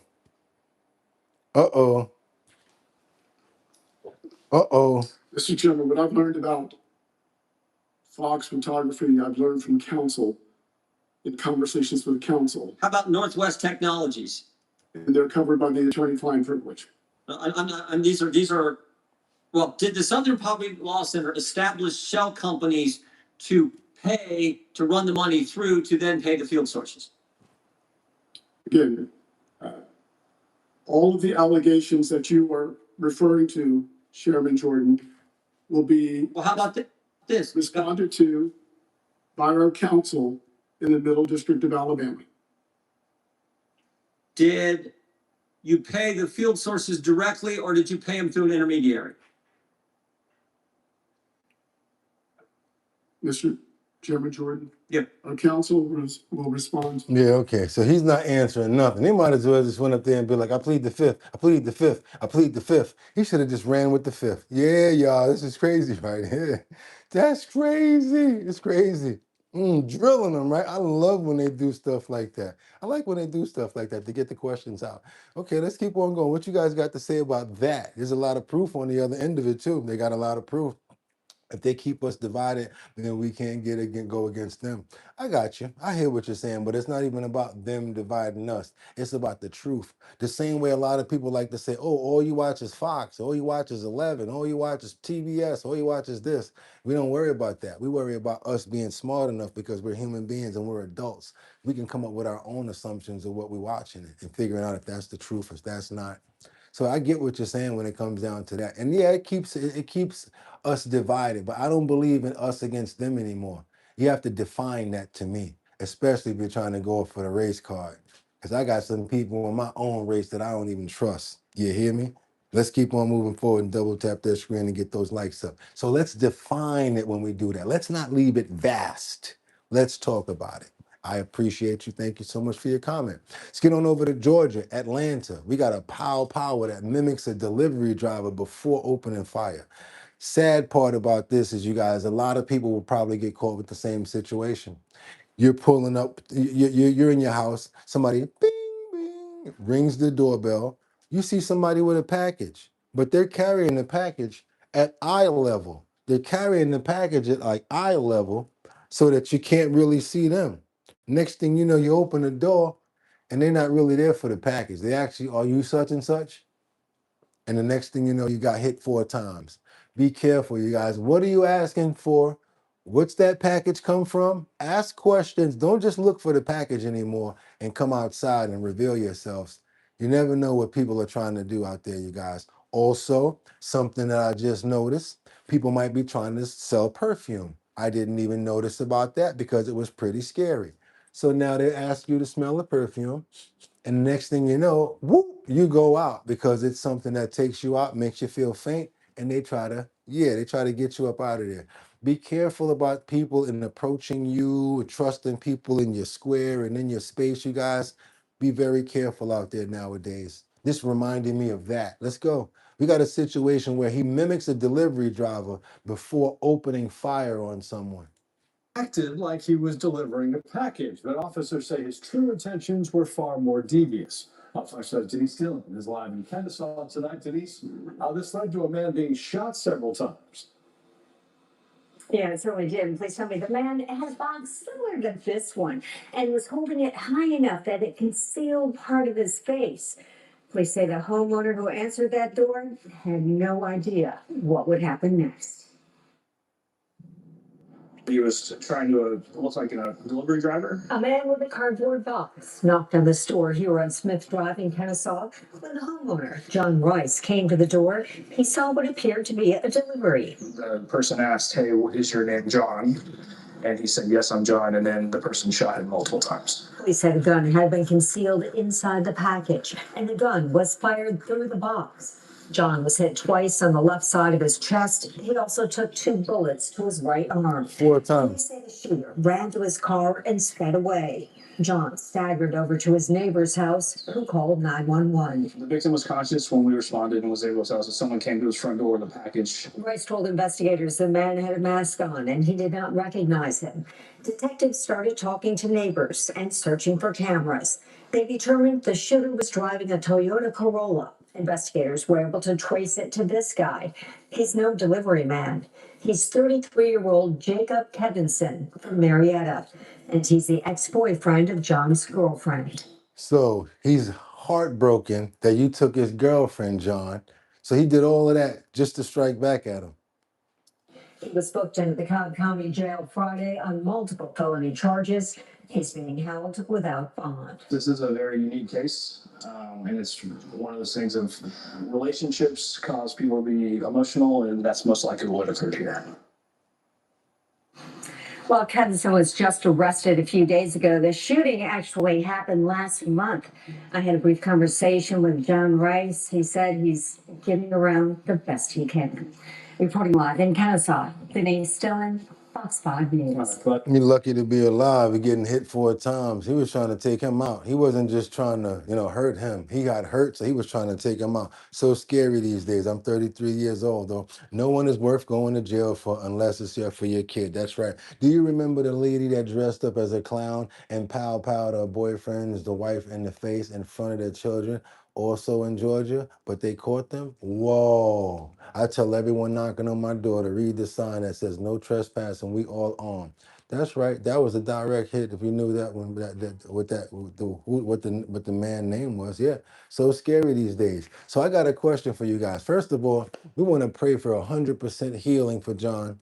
We want to hopefully that we want to pray that he gets out of this, and this other guy needs to get the justification for the crime that he did. He definitely does. And you guys, we want to pray and thank the Lord for another day.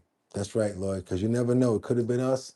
You never know. Could have been a stray. Could have been something on our way home yesterday. But I tell you the truth. Every time I give the chance to tell the Lord I appreciate him, I make sure nowadays that I do that. Amen. Because you never know when it could be that day. That could be that time, you guys. That's right. Yeah. Some of our legends, some of the best people that we ever, looked up to. I mean, like I actually mimicked this show after one of my favorite artists, believe it or not. I always break in the song. We do it a lot on our Sunday. That's why I wear the jacket a lot. I'll be like, dig if you will, the picture of you and I engaged in a kiss. The sweat of your body covers me. He said, can you, my darling, can my picture and dream if you will in courtyard. Who we talking about right there? Y'all know what I'm talking about. Let's go crazy. Let's go. Let's go. And that's right, you guys. I'm talking about the late, great artist formerly known as, and we know him as Prince. That's right, you guys. Purple Rain. You guys saw the movie. You heard the songs. Darling Nikki. Let's Go Crazy. Y'all know what I'm talking about. That's who we show love to over here. And guess what? Minneapolis shows him love too. So much that they made a big mural that's honoring the legendary singer-songwriter, Prince. And I think that this mural, woo, I wish I could have it in the crib. This mural is fire. Let's check it out. I think it's phenomenal. For Prince fans, no trip to Minneapolis is complete without stopping by the mural across from First Avenue. Brought together all of his eras. An iconic piece of... All of you guys that live out there, put one of these pictures up in the Discord for your boy. Take your time, walk over there, take a picture of this and send it to the Discord. We need a picture of this, please. Thank you. Of artwork with an interesting story. It started actually before Prince passed. Sharon Smith Akinsanya worked for Prince in the 90s. He didn't want a statue because he knew that that's tough on faces. He did, however, approve the idea of creating a mural. But tragically, Prince passed away before the idea took on. I began to look around and be like, okay, surely somebody's going to do something to honor our icon. Sharon says she was more motivated than ever to pull something together. This is going to be the easiest thing we've ever done. You would never believe who stepped up and with a grip. I'm talking about a grip of money. What? They were overfunded. I love stories like this. The easiest money that we've ever raised. She was wrong. And they turned me down. Sharon says state lawmakers denied her request for funding. She then turned to the business community. Turn around where companies like Target, Best Buy, and the Twins donated $500,000 to get it done. It was a really heavy lift and a really hard job. Joan Vodabrugen, a leader in the art community, says the next step was creating a vision for what the mural should look like. I rock with Target and Best Buy for this. I rock with them for this. There was an 18-person committee to do the artist selection, which was a global process. They also worked with Prince's family to receive their blessing. Somebody said my cousin would pretend to be Vanity. Me and my cousin, that was so dope. I mean, even thinking about which photos, what images to use. 7 years later, they finally started painting, a process that took 23 days. It's our gift to the city. The mural was officially unveiled on June 2nd of 2022, and it is still a popular gathering place for Prince fans from around the world. He could have lived anywhere in the world, but he chose us. And this reminds us of... Come on, y'all. Look at that. Look at that. Maybe you're just like my mother. She's never satisfied. Why do we scream at each other? Of exactly what he meant to us. This is what it sounds like When doves cry. Let's keep on moving forward. Double tap that screen. We got a fentanyl dealer that got locked up, and I don't know if she's getting out. Matter of fact, she's not getting out. Watch your head. That's right. Look all around at all them Chinese restaurants. Look at the Pizza Hut over there, whatever the name of it is. Even that little chihuahua on the corner gonna be living better than you, boo boo. That's right. She's out of there. Fetty Wap dealer in Houston. Got a person that lost their lives and they went backwards and found out who was the dealer. Come on over here, Houston. Let's see what's going down. Come on, y'all. Let's go. Houston, step to the front of the stage, please. Well, a woman now charged with murder in connection to a fentanyl overdose that took the life of a 21-year-old Texas City man. Federal, state, and local authorities announcing the arrest today, saying that this case is part of a larger effort to crack down on fentanyl dealers. Fox 26's Leslie Delaspore is live outside of the DEA Houston field office after speaking with the victim's family. Leslie. Yeah, that's right, Caroline. And I can tell you, as you can imagine, this family is distraught. And this is a really tragic case. A young man's life has gone way too soon. But authorities say a 911 call that led them to a motel in Lamar sparked a month-long investigation.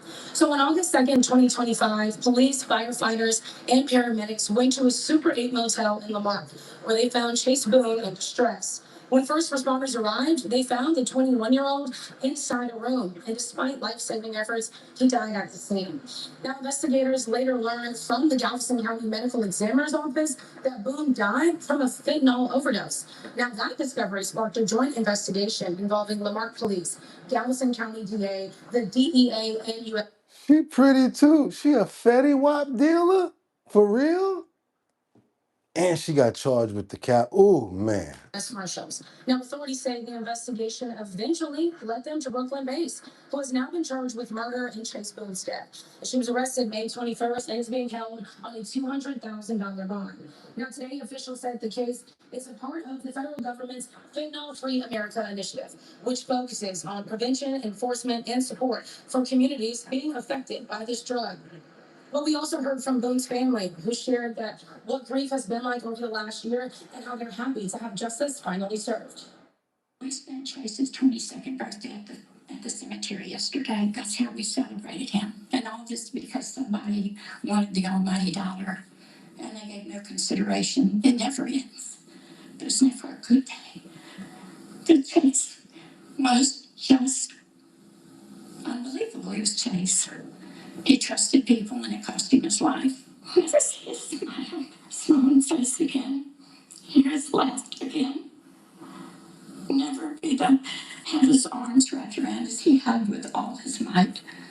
And you knew you were loved and you knew you were safe. We have to continue to live on for him, and I know that he's watching over us, so I'm glad that justice will be served. And like they said, she got the murder charge, so thank y'all again, and I love my brother Chase Boone and miss him every day. And officials in Galveston County told me that they have a message for people who think that they can bring these types of drugs and any drugs to their community. That message coming up at 6. Caroline, back to you. Well, Leslie, did investigators say that this particular person acted alone, or are there other people or possible people that they may be looking into? You know, Caroline, I can tell you that's a great question. I did ask that question specifically, and they did tell me at this time this is an ongoing investigation, so they weren't able to provide those details. But we wanted to know, was Brooklyn Pace working alone, or was there a larger network of people involved in this 21-year-old man's death? Great. Leslie Delaspore live for us tonight. Thank you. Oh man, you must have a criteria over at y'all network because y'all both is banging. Lord have mercy. But we want to pray for Chase. Want to pray for all of our innocent victims out there that lost their lives to this terrible D-Rug celebrity that was before that as well. As you guys know, they said that that was also the way. And many other of our celebrities that just can't, they think they're getting one thing and the next thing you know, they're getting something else. A lot of our rappers, certain ones, you guys know what I'm talking about, lost their lives. So many gifted, beautiful people lost their lives because they had a disease, and the disease led them to do what they normally do, but they were like this grandmother said, trusting in the wrong people.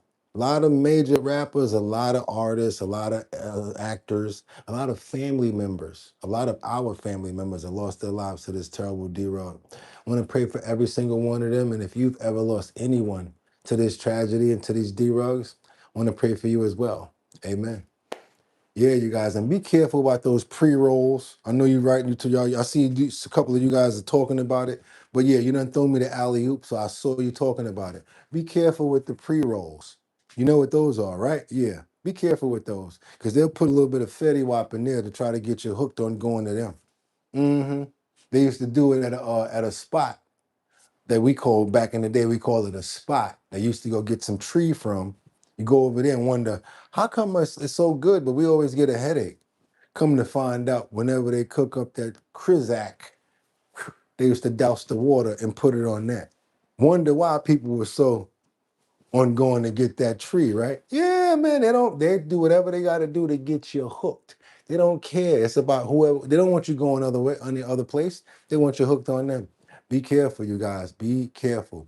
Go ahead, double tap that screen. Don't mess with them no more. Trust me with them pre-rolls. Let's get on over and go to Orlando. We got the News 6 investigation into a mysterious mail prompts. All of a sudden, this lady just kept on getting mail and more mail and more mail and more mail. Wonder what this was. You got to know it's a scam if something like this is going on. And a lot of time it's coming from out of the state or somebody else trying to use your address. So if you're getting mail in the crazy numbers and things, 9 times out of 10, somebody got your address and they're using it for something. Let's see what's going on in this situation over in Orlando. Help me with this, because something illegal is going on here. This Central Florida woman contacted me after receiving hundreds of suspicious letters in her mailbox. Now, as a direct result of my Emmy Award-winning investigation, law enforcement has arrested this man for fraud. Locked up, and he gonna do a lot of time. This fool here had a company where he go and find titles. So he go in there and say, I need to do a title search, owner title search.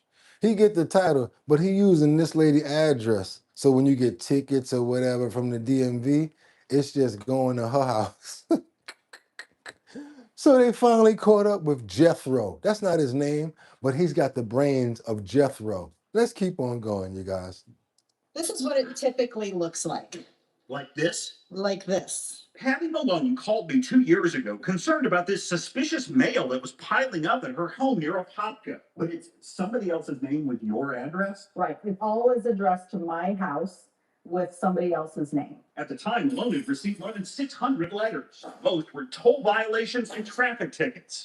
My News 6 investigation identified more than 70 different people whose vehicles were caught on camera committing traffic violations and dodging tolls in Florida, New York, New Jersey, and all over the country. Malone does not know who owns these cars and does not recognize the people driving them. Regina Lakatos. But their citations were mailed to her house. I want to get to the bottom of it because somebody's doing something illegal. 2 years ago, I shared my findings with the Florida Highway Patrol. Now, as a direct result of my News 6 investigation, FHP has arrested this man, Dane Johnson. You couldn't find a vacant lot, so I mean, really? A post office box? Stupid. I'm talking about stupid is as stupid does. He is now facing 129 counts of motor vehicle title fraud.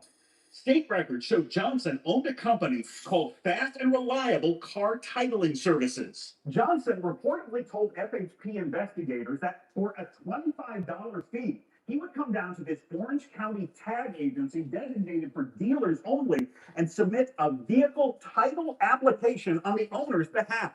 Most of Johnson's customers lived out of state, according to FHP, meaning their vehicles could not be titled in Florida. So instead of putting the owner's home address on the title application, investigators say Johnson wrote down Malone's address time after time after time.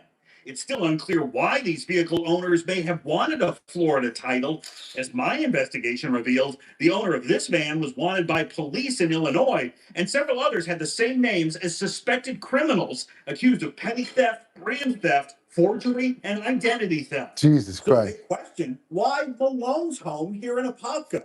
Well, county records confirm Johnson used to live here. He owned this house about 20 years ago. I was shocked.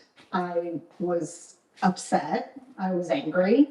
Malone continues to receive mail addressed to other people, but is relieved that Johnson has been arrested. I would love to just understand why. I would love to have that conversation with him. Like, what? He like, I was just using my old address. I don't care who was still there. I'm being junky with it. Whatever. That was stupid though. Let's keep on moving forward. Double tap that screen and get those likes. So we got to get on over to Las Vegas. We got a Las Vegas family who says a skateboarder lost his life in a suspected hit and run, and they demand answers.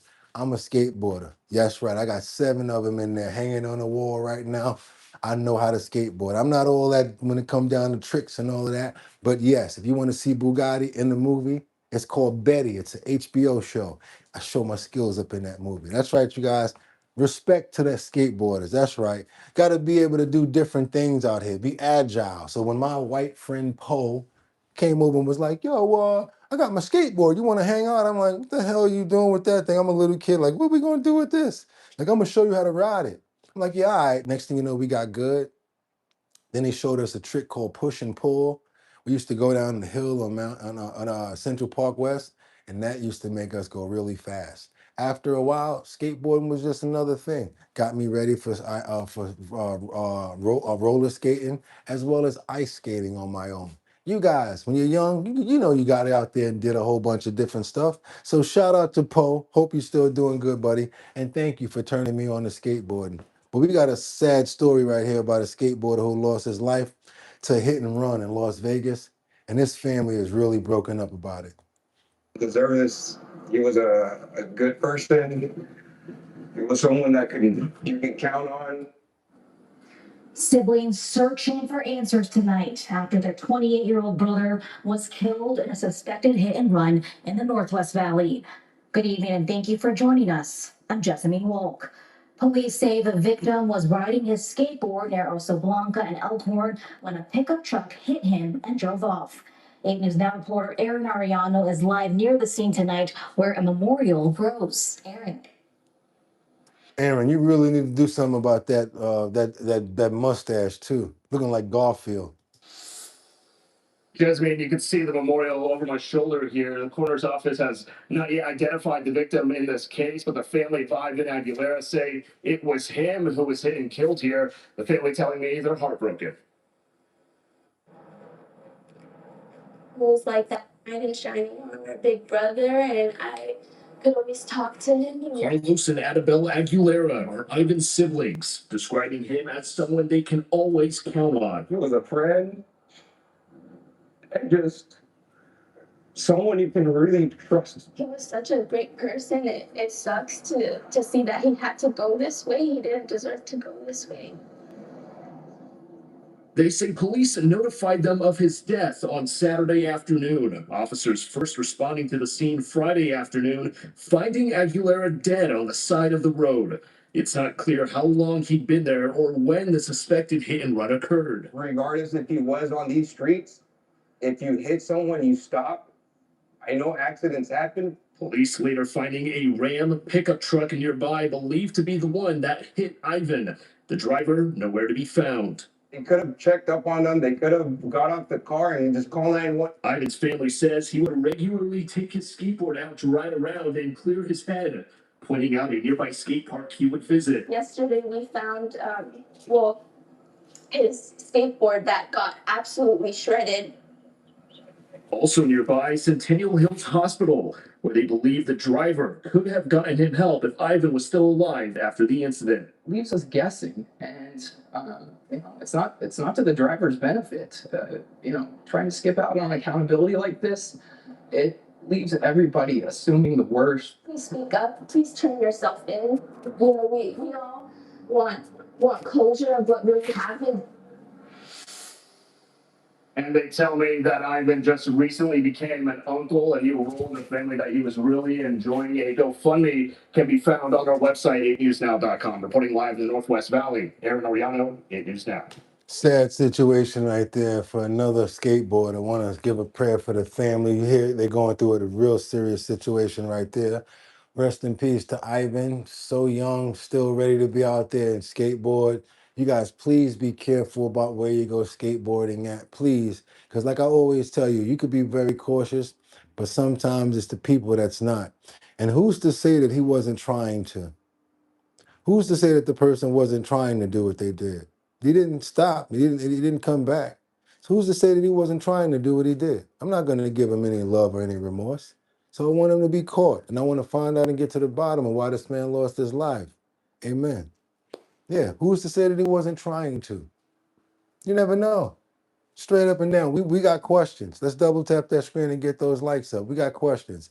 At least 3 fast food restaurants right there. I don't know who did it, but if I did know, I'm not telling. Especially not the way that they doing it. They giving a whole new meaning to the word drive-through. In Chicago, whoo, they pull up, they see you in the register doing whatever, getting changed together. You know what? Let me get that. Jump out the car, jump through the driveway window, take all the registers. I'm surprised they ain't grab a burger or a chicken leg on the way up back out the window. Check this out, you guys. Double tap that screen. We got at least 3 fast food restaurants that got hit yesterday. Are investigating 3 early morning robberies at fast food restaurants, and it is not clear if they're all connected. But in at least 2 of the cases, the armed suspects didn't even bother to use the front door. Lauren Victory is live at one of the crime scenes in Lincoln Park to explain. Good morning, Lauren. Good morning, Dave. Well, here at this Wendy's on Ashland and Fullerton, an employee tells me that his coworker was servicing what she thought was the last order of her shift. But when it was the last order, all right. Customer pulled up, he didn't hand over money. Instead, he apparently pointed a gun right at her head. Police say that man and 3 others then jumped through the drive-through window and ripped 2 cash registers off the counter. They also took cell phones from 2 employees at gunpoint. The armed robbers then jumped back in the black sedan they'd been driving and sped away. It appears this hit in Lincoln Park may not have been the group's only target. They hit 2 other spots, so 3 that night. What's going on? Who's that, Jordan? Who's that, Robin? Good morning, Jordan. Robin, how you doing? What's up, Jordan? The drive-through for info. Looks like these guys set up a couple of places in the 18th district. A Wendy's at 2312 on North Ashland. That police chatter about another drive-through robbery came less than an hour later. Investigators were called to this McDonald's in Pilsen. They discovered another case involving armed suspects with a black sedan who hopped through a drive-through window and then took off with a cash register. Investigators are looking. The bad part about it is they went in, took the registers, and how are you going to take from the people that work there? They're already getting minimum wage. Why you steal their phones and their money? Why you rob them for? Is for fast food robbery overnight. This one at a Subway on the 4400 block in Pulaski. The report came in around 3:30 a.m. That's approximately the same time the Lincoln Park Wendy's was getting robbed. Police haven't said if the cases are connected or merely a coincidence. They confirm that no one was injured at any of those restaurants. Here. That's probably why they kept on hitting up so many spots, because there wasn't really no cash in the register. They're like, yo, bro, we got it all in Apple Pay. Well, give me the money in the Apple Pay. Oh, you want us to send it to your Apple Pay? That's not going to leave a trail. Let's double tap that screen to get those likes up. They be thinking that they're going to run up there and get a whole bunch of cash. Somebody said they only had $200 inside the register. So, of course, they had to hit up more than one spot. They only had 3 people, $200. What, they splitting $50 a piece? Man, if y'all not the low budgetest real snobbers, man, it must be, it's hard out there for real snobbering too. $50 a piece. Yeah, we got to go hit up at least 2 more of these spots to get $150, y'all. So 3 people, yeah, that's about right. About 3 spots, they all walked away with $350, scared the HELL hockey sticks out of everybody else, and then stole people's phone. What's that about? Let's keep on going, you guys. Let's go. We got to get on over to this crazy chase that we got that was going on in Cincinnati. We got an assault suspect that's been restrained after following a crazy outburst. He had an outburst inside a court. They're saying that he did I don't want to say the word, but a KID, NAPPING. You know what I'm talking about? And they said it was for his ex-girlfriend or something like that. But I'm going to let them show you because he did have a little bit of an outburst as well. We got to get on over to Cincinnati, where we got this situation of an assault suspect, also restraining, and also that other word, that KIDNAPPING word that I can't say. Let's get on over here and see what's going on, because this is what happened in court after they got him in there. As you can see, he doesn't look too happy. He's already wordy, and he's going to be going back and forth with the judge as soon as we set it off. So let's go, you guys. Let's get on over to the Natty and see what's happening. Thank you.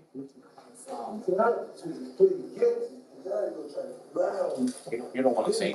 Keep saying I did this and did that to her. As soon as I go on the pod, she gonna be right there, video visit. I love you, baby. Can I come bond you out? He said, yeah, you're blaming me for all of this stuff and saying I did this and I did that. But as soon as I go in the video, she see me, she gonna say, I love you, baby. Can I bond you out? Now, keep paying attention. Come on, bro. And then I kidnapped my sister. There's a woman raising her hand in the gallery. She's the one that they have a TPO for. Yeah. Actually, Your Honor, there is a TPO, and I'd ask that you sign this.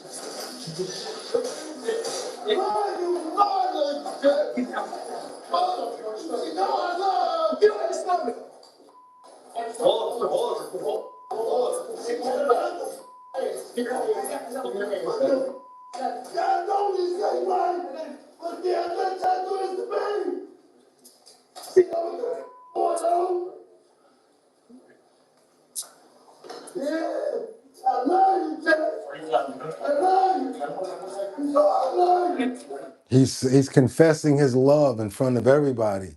I love you, Jesse. I love you. Even with the cuffs behind my back, going back in. I love you.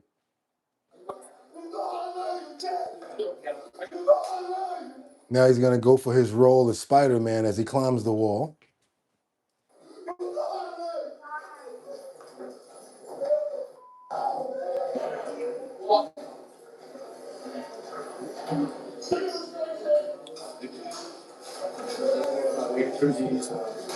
Mr. Williams just made a bond. He was trying to get bond. You think they're going to give him bond now after something like that happened? Yeah, that's what his judges, his lawyers over there saying. He was trying to get bond. I don't think that that's going to be successful now. He probably won't get a bond, and if he does, I think it's going to be rather high. Let's keep on. Yep, another incident with that DV right there. Did it really take that many officers? And yes, he is mentally off. You guys heard that? Let's double tap that screen and get those likes up. That's what's going on in the Natty. Let's go on over to Minnesota now. Got another situation where a couple was charged with the number 6 crime. That's right. Not 1, 2, 3, 4, 5, but the number 6 crime. Sad part about it, it was against a 14-year-old who was found in a cardboard box. I don't think that the crime is gonna, I don't think that the punishment is gonna fit what you and I are thinking. Anybody thinking, that's right, wood chipper on slow? Check this out, you guys. This guy and his girlfriend, El Creepo and Creepette, listen to what they did to somebody in Minnesota. Twin Cities couple faces chilling charges after police say they sexually assaulted a teenage girl reported missing from school. Police say they found her in a cardboard box in the couple's Oakdale apartment. Jason Randless spoke with a neighbor in shock. It's sickening. 46-year-old Angeline Olson and 48-year-old Andrew Olson. They look like they're on everything. There is nothing that they have not tried. They're on everything. I don't care about saying allegedly. They look like they on everything. Up, down, sideways, smoke, drink, pop, everything. Whatever you call it, they've tried it. Have now been charged in the case of a missing and sexually exploited teen. Court documents say the 14-year-old victim was reported missing from school back on May 26th. The victim's father told police she might be at the home of a friend at this apartment complex in Oakdale. So you don't even know who you live next to anymore. The criminal complaint goes on to say that when police arrived at this home, Angeline Olson told them the girl wasn't there. Police later received a 911 call from a neighbor named Tierra about a disturbing sight at 1:45 in the morning. Come on, you guys, let's double tap that screen and get those likes up. I'm trying to get you incentivized for more people to come over here because that girl was on her way to school. So people need to see stories like this so that they can be on point and make sure that they realizing and seeing what's going on. Also, when you tell your 14-year-old to text you when you go to school or call me when you get there, they're like, how come you always do that? Or they wonder why you tell them that. Like my grandmother used to say, call me when you get home. I would never call her. I would get back to see her the next Friday and she'd be like, oh, so you just made it home, huh? I'd be like, oh, I'm sorry, Grandma. I'll make sure I call you when I get home because they care. They want to make sure that you get home safe. That's right. So stop giving them a hard time, you guys and you kids out there. Let them see stories like this and maybe they'll understand you. And let's get those likes up to 400 so I can send you guys out these 6 keychains. 1, 2, 3, 4, 5, 6 pieces will be coming out. And 1, 2, 3, 4, 5, 6 pieces will be coming out. Collectively, that's 12. So that's 12 people that will be receiving merch. All you guys got to do is double tap a screen and get the likes up to 400. I got to do all of the writing and putting it all in envelopes and going to get stamps. Let's keep on moving forward. And yes, please educate your children on being safe going to school. And sometimes you probably want to follow them too, just in case you see a creeper. Yeah, just for nothing. I came outside to smoke, and I'm minding my own business, and all of a sudden, this little girl comes running past out her house right in front of me, half naked. Like, just nothing that a 13, 14-year-old girl should be wearing. Shortly after, Tierra saw Angeline Olsen. Next thing you know, Angel's out the bushes, and Angel comes out naked. Like, her whole top half is out, and I'm like, whoa, what's going on here? Why are you naked in front of a child? This is video Tierra shot of the couple's arrest. Charging documents say officers located the teenager in a cardboard box in the couple's bedroom under a pile of clothes. A search warrant unveiled sexually explicit videos and photos involving the teenager. While caring for the arrested couple's dog, Tierra shot this video showing the conditions inside the home. They need to be locked up. I hope that they... A stamp is $1 now, but y'all don't care. Yeah, I'm tell you the truth. I have not sold one keychain or one sticker. All of them got to go away for free. Why?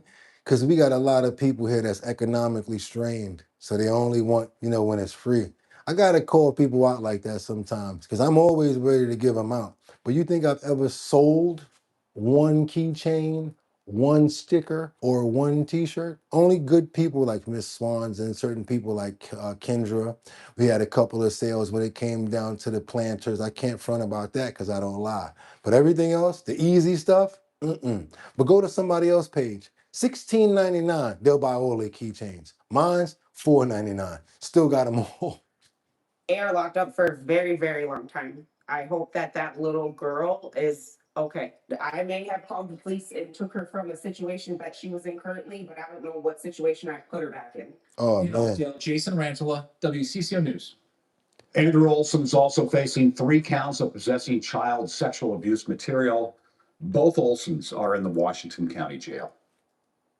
And how did this even happen? She said, it seemed like it's been going on for a long time and they got emboldened to do it and empowered after a long period of time. It seems like they got, you know what? They just got used to being that way. You heard what she said? Came out the bushes with your shirt off. That's crazy.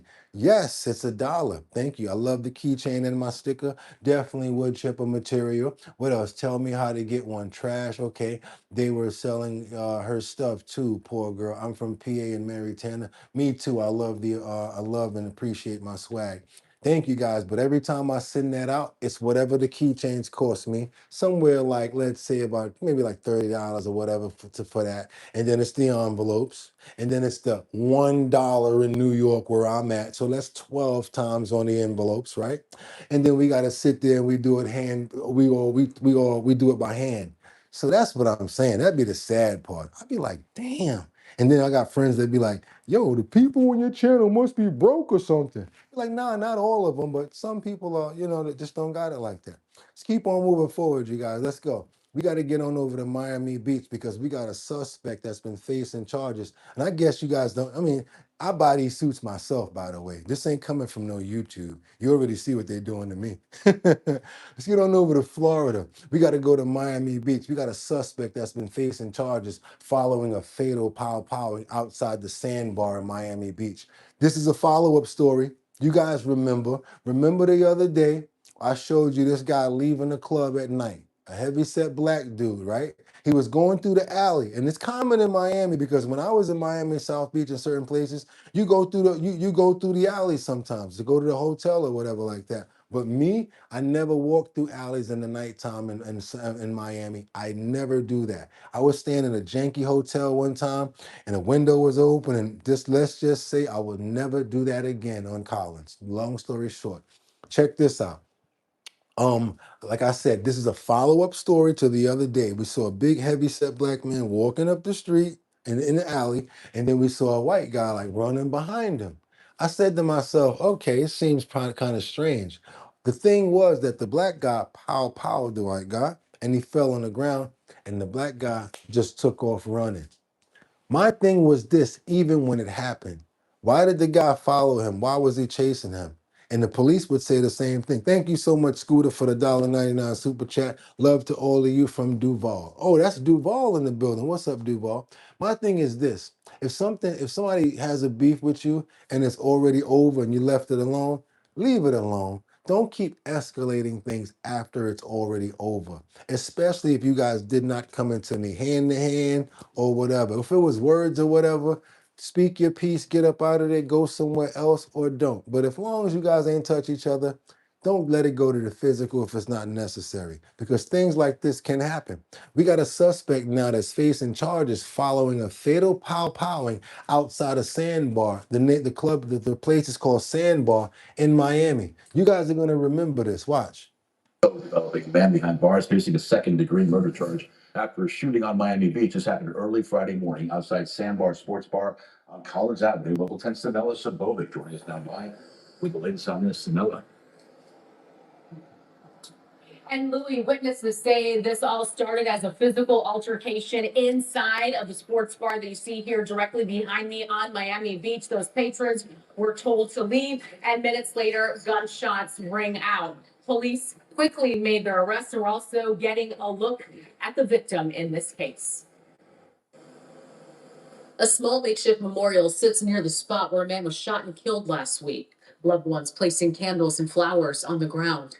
Police say they've arrested the shooter and have identified him as 41-year-old Quayshawn West, charging him with second-degree murder. Part of the crime is captured on a back alley surveillance camera on Miami Beach. First, you see West, dressed in black, walking down Collins Avenue near 67th Street. He goes into an alley. Minutes later, another man runs behind him. Then, one gunshot followed by a second. Then the victim hits the ground after getting shot in the head. West is seen running away. The victim died at the hospital. And all I'm going to say is this. Wes was walking. Even if something happened prior, Wes was walking. Other guy comes up, and the next thing you know, they're in that alley. Wes pulls out and pow. You should have left it alone, bro. You should have left it alone. What happened last Friday around 5 a.m.? Witnesses at the Sandbar Sports Bar say the victim and West were inside the bar when they got into a physical fight. They were separated, and once they left the bar, police say shots rang out in the alley near the business. Not once they left the bar. Once Wes left, this guy followed him, and he got pow. Let's call it what it is.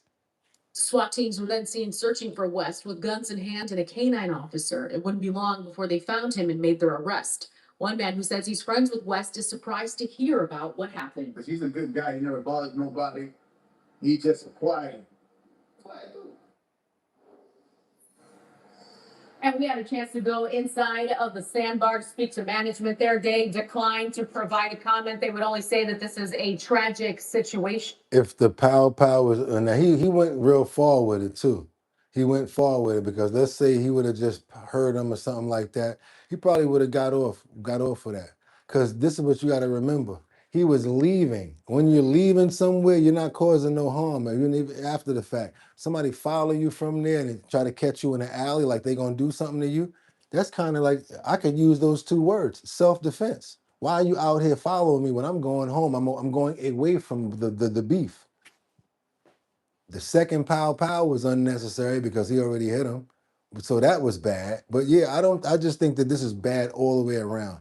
If you guys get into some drama, don't escalate it if you don't have to. And another thing, don't think that alcohol is going to help you fight. I've seen it make you much slower, actually, and make a lot of people go lullaby and good night because they think they're doing it. They think they're strong. It's called liquor power until you get knocked in the face. Again, West is facing a second-degree murder charge. That is the latest reporting live from Miami Beach. Sanella Sabovic, Local 10 News. Also developing. Keep on moving forward, you guys. Let's double tap that screen, get those likes up. And if you have not subscribed to the channel, what are you waiting for? That's right, you guys. Give me all the money in your pockets. Nah, I'd rather take the likes, take the phone like I always tell you guys. All you got to do, you're watching Boogotti over here on Our Bottom Line on YouTube. Whoa, pretty good show. Let's double tap that screen and get those likes up because that's all you have to do. Double tap, likes go up. Not even, you don't got to press no button. You don't got to do jack. And it sends many more people over here. You really want to be an official one, go ahead and subscribe to the channel so you never miss anything. Gonna hit that subscribe that's down there in that oval that says subscribe in black. You're gonna hit that. And then what's gonna happen is a bell's gonna pop up. You're gonna see an arrow and then hit that arrow so that you hit all. That means that you'll get all notifications from anytime we post something. Like yesterday when we put up Kenneth Miner's Harlem's Kevorkian video. You guys want to check that out, go ahead and link in the description. Also, go to the videos. It's right there. Brand new video. I was the questionnaire. He was actually in the place. And we got a pretty good in-depth video about what happened with Jeffrey Locker. That's right. He paid to have his assisted, yeah, and they're calling this guy Kenneth Miner Harlem's Kevorkian. Whoever saw the video, let me know. Let me know. Whoever forgot to hit that like button, go ahead and hit it now. And guess what? Let's keep it moving forward. That's right, Tony, right? Liquid courage is what they call it. But next thing you know, they're moving like this. They think they're swinging hard and swinging fast. Nah, buddy, you look like you're in 3D, right? Not 3D, but you look like you're in slow motion right now. Okay, let's keep on going over to Houston. Be careful out there, you guys, because I'm concerned about the gas that we're getting. Guess what they found in the gas at Circle K? You ain't gonna believe it. Water. And that means that it's gonna damage a lot of vehicles, and it has damaged a lot of vehicles. We got the Circle K's in Houston and a couple of other locations that I want to bring you guys up on. So if you're out there, if you're driving through, if you're on the highway right now, all of my fellow riders, my fellow big rig drivers, you guys be careful. Do not, I'm just gonna tell you now, do not get your gas from Circle K. It's bad enough that it's expensive. How about they're literally watering it down? Reports of contaminated fuel at Circle K's across Houston. Yeah, last night we told you about several drivers who filled up at a Circle K in Spring Branch, only to learn the gasoline they pumped had water in it, causing lots of damage to vehicles. We're now learning another driver had this happen at a different Circle K, this one in Bel Air. It's so bad they cutting the gas with water. WCC's Corley Peel joins us live from the gas station off Bissonnette and Newcastle Drive, where she spoke with the driver, Corley. Steve and Lisa, the woman tells me contaminated gas in her car was the last thing she needed.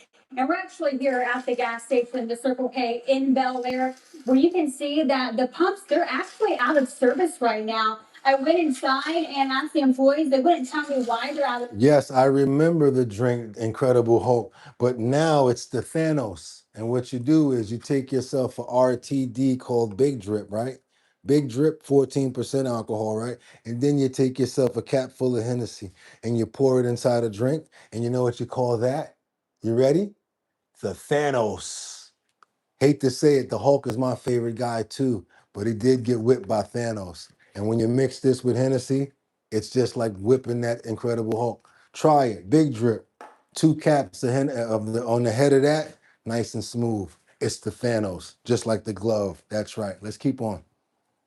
Service, but Circle K tells me that they will be reimbursing customers. You don't care about no damn reimbursement. What about my engine? What about my internal organs in my vehicle? What you gonna pay for my car to be diagnosed to make sure all this water's out of here? A stop to get gas at this Circle K in Bel Air last Friday led to car troubles for Donna Platt the next day. I went out to do an errand and my car was kind of sputtering. After I said Big Drip and Hennessy. Who said Big Drip Hennessy? That's not even making sense. Come on, a little bit. Stop it. 4 days at the dealership, the mechanic found the problem: contaminated gas. They said they took a fuel sample and it was bad fuel. There was water in my tank. Why did you choose to reach out to me? I saw your story and I emailed you to let you know it happened here as well, because I know that you've been following a lot of other customers at another station in Spring Branch. But I wonder if there's more going on. Platt is not alone. Yesterday, we told you about That's bad accounting because that means that they can't pay the delivery bill, so they were trying to make fast cash. Wow. They're putting themselves in a deeper hole by doing that, though, Lisa. They're going to be in a deeper hole by doing that now because they got to pay for people's vehicles and they got to reimburse all that money back. roughly 10 customers who left this Circle K in Spring Branch 2 weeks ago with thousands of dollars in damage. See? Because of water contaminated gas. Those customers say they weren't getting answers from corporate or state regulators. See? I heard back from a Circle K spokesperson today. They told me the company is investigating along with the owner of the Spring Branch franchise, and they will be reimbursing any of the customers for the repairs tied to the contaminated fuel. A Spring Branch employee told me he was informed the bad gas stemmed from a delivery issue. Circle K officials say the cause is still under investigation, but that water contamination in fuel usually happens when water gets into a gas station's underground storage tanks, not from the fuel delivered there. When I stopped by the Bel Air Circle K, management was not there. Talking about watered down gas, huh? Officials tell me the location is company owned and they are looking into Platt's claim. She says, fortunately, her insurance should be able to cover the $2,500 bill for damage she did not cause. Even though it's covered, it's still it devalues my car even when it's fixed, right? Because it's a major engine overhaul now. Craziness, you guys. They out there. You know what I think they did? They just put a little too much water than they usually do.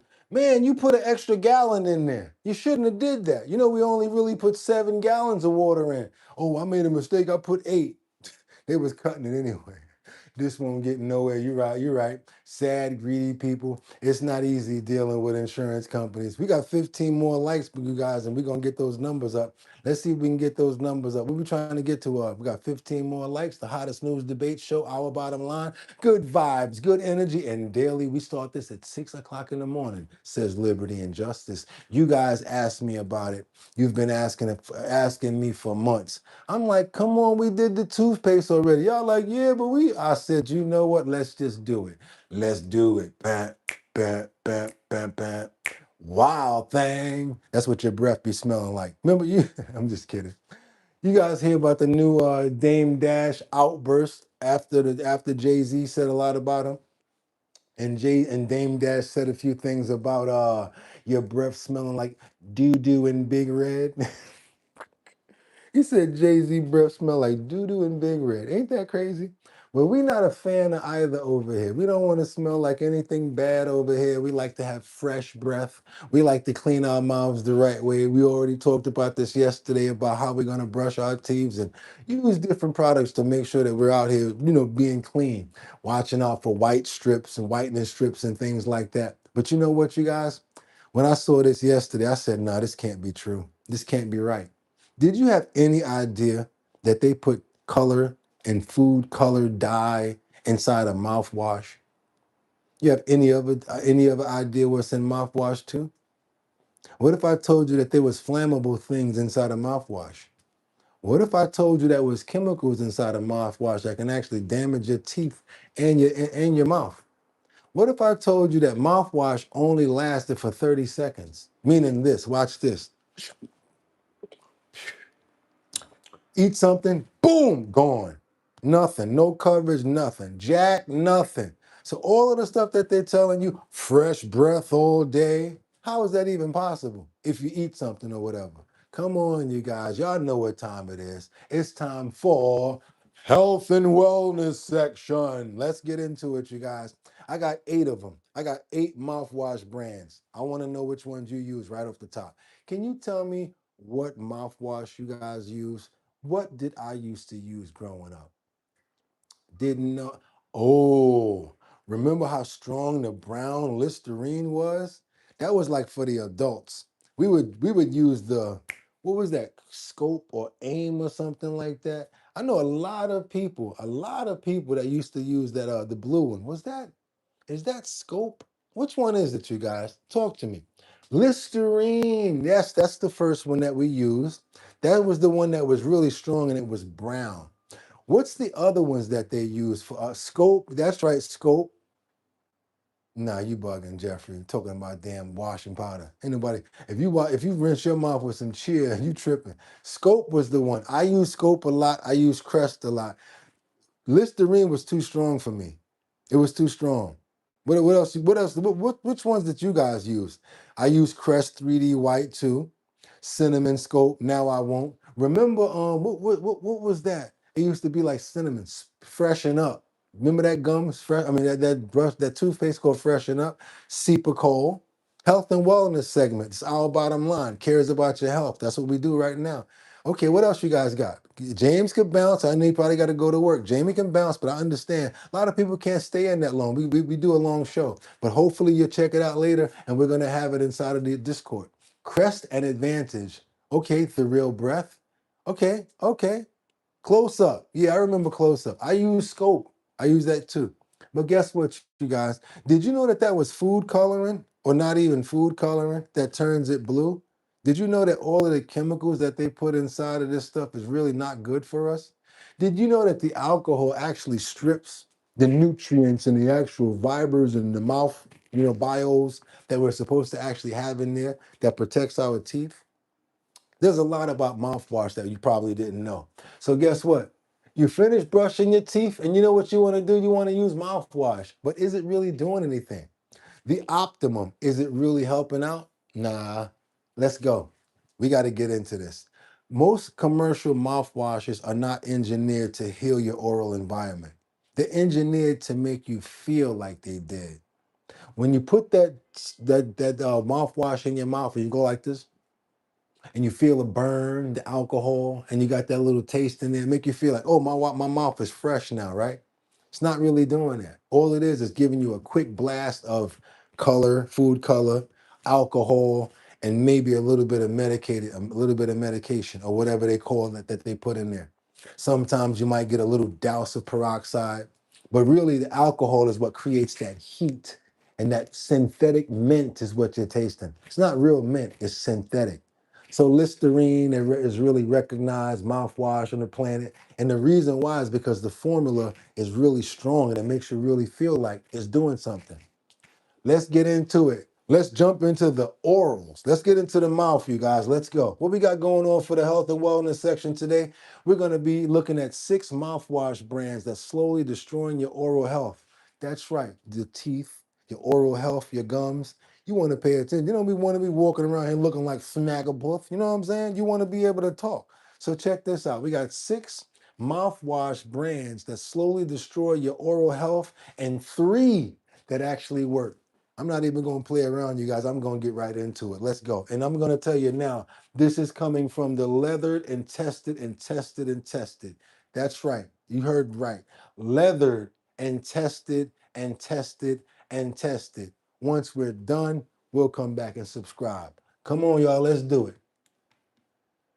Wash, you swish, burn, spit, and you feel clean.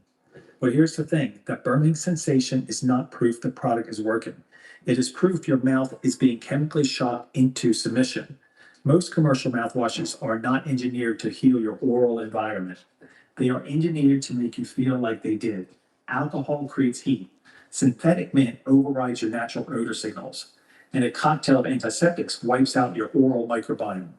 The beneficial bacteria your gums actually depend on. We audited 6 of the most popular mouthwash brands on the market. The data proves that the majority are built on the same formula: cheap chemistry, aggressive sensation, and marketing language designed to close the sale before you read the label. Yeah. So all marketing crap, and it's not even nothing that's actually doing anything for you. And the fact that it's food that is colored is really weird. Like, wow, these colors come in from wherever. And you know what those colors mean, right? Red this, yellow that, blue this, all derivative of what? Today, we expose the 6 brands to skip, states for chasing 6, and reveal the 3 that actually hold up. Okay, The skip list. let's go. Brand number 1, Listerine. Skip it. Listerine is the most recognized mouthwash on the planet, and its formula is one of the most audited in consumer chemistry research. The marketing claim is that it kills 99.9% of germs for a clinical grade clean. Here's where it gets truly concerning. Killing 99.9% of oral bacteria is not a health achievement. It is a scorched earth event.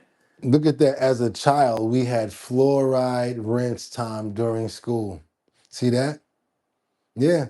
You can make your own. Mix it with peppermint oil. That's right. The red dye is bad. There you go. Now we got people paying attention. Let's do it, y'all. Now we over here. The blue dye is bad too. Listerine's original formula relies on ethanol and a quartet of essential oil antiseptics. You guys didn't hear that first thing he said. Did you guys hear the first derivative that he said? Did you hear him say ethanol? Nah, y'all didn't hear that. Hold on a minute over here. It is a scorched earth event. Listerine's original formula relies on ethanol and a quartet of essential oil antiseptics: thymol, menthol, eucalyptol, and methyl salicylate. Translation: your mouth is being rinsed with an alcohol antiseptic blend, powerful enough to temporarily flatten your entire oral microbiome, beneficial bacteria included. Short term, your breath smells better. Long term, you may be repeatedly destabilizing the bacterial balance your gums need to stay healthy.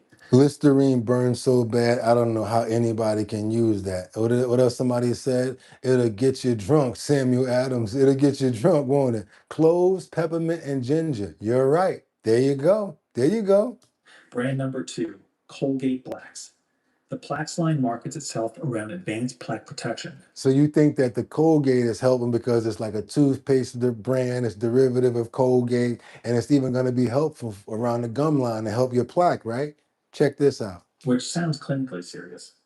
The math does not add up. The key active ingredient here is cetylpyridinium chloride, or CPC, a surface level antimicrobial that disrupts the outer membrane of bacteria on contact. Translation: it works on whatever bacteria it touches for the few seconds you are swishing. After that, it is gone, and so is the protection.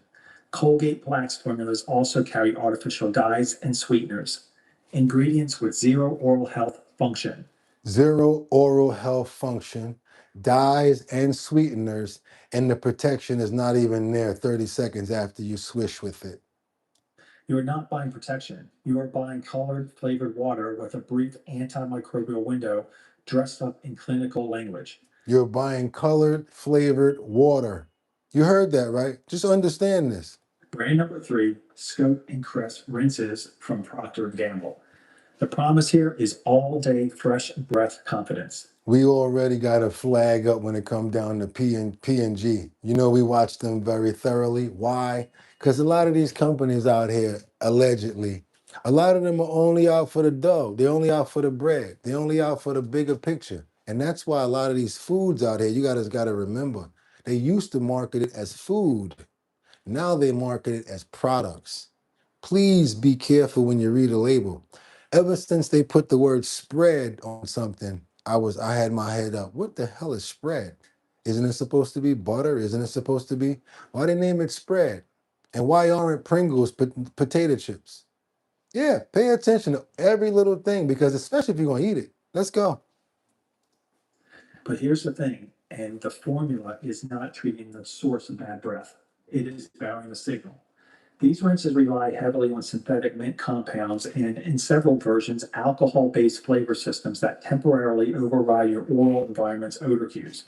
Breath odor is primarily a byproduct of anaerobic bacterial activity in biofilm. Scope does not treat biofilm. It masks the report that biofilm is sending you. The math does not add up when you realize you are paying for a cover-up, not a cure. None of these work at all. 30 seconds. When you're swishing with it, it's working. Soon as you're done, eat something, drink something, you just rinsed it all out. All that all-day protection, not even in existence, you guys. Brand number 4, ACT. ACT is the outlier on this list, and that distinction matters. The fluoride. Somebody said you're probably better off swishing with vodka. It's a little bit more alcohol, but hey, at least they. What was that? Is that Kettle One? Smell a little fresh there, Scooter. Component in ACT is genuinely functional. Fluoride remineralizes enamel and has decades of clinical backing. Liberty. Here's where it gets truly interesting. ACT's marketing positions this as a complete oral health solution. It is not. Fluoride does not address bacterial balance, gum tissue health, or biofilm disruption. It does one thing well, tear upper airway, and then stops. Several ACT versions still include artificial dyes and sweeteners that serve no therapeutic purpose. All of them, or several of them, just have artificial dyes. They got a little bit of alcohol in them.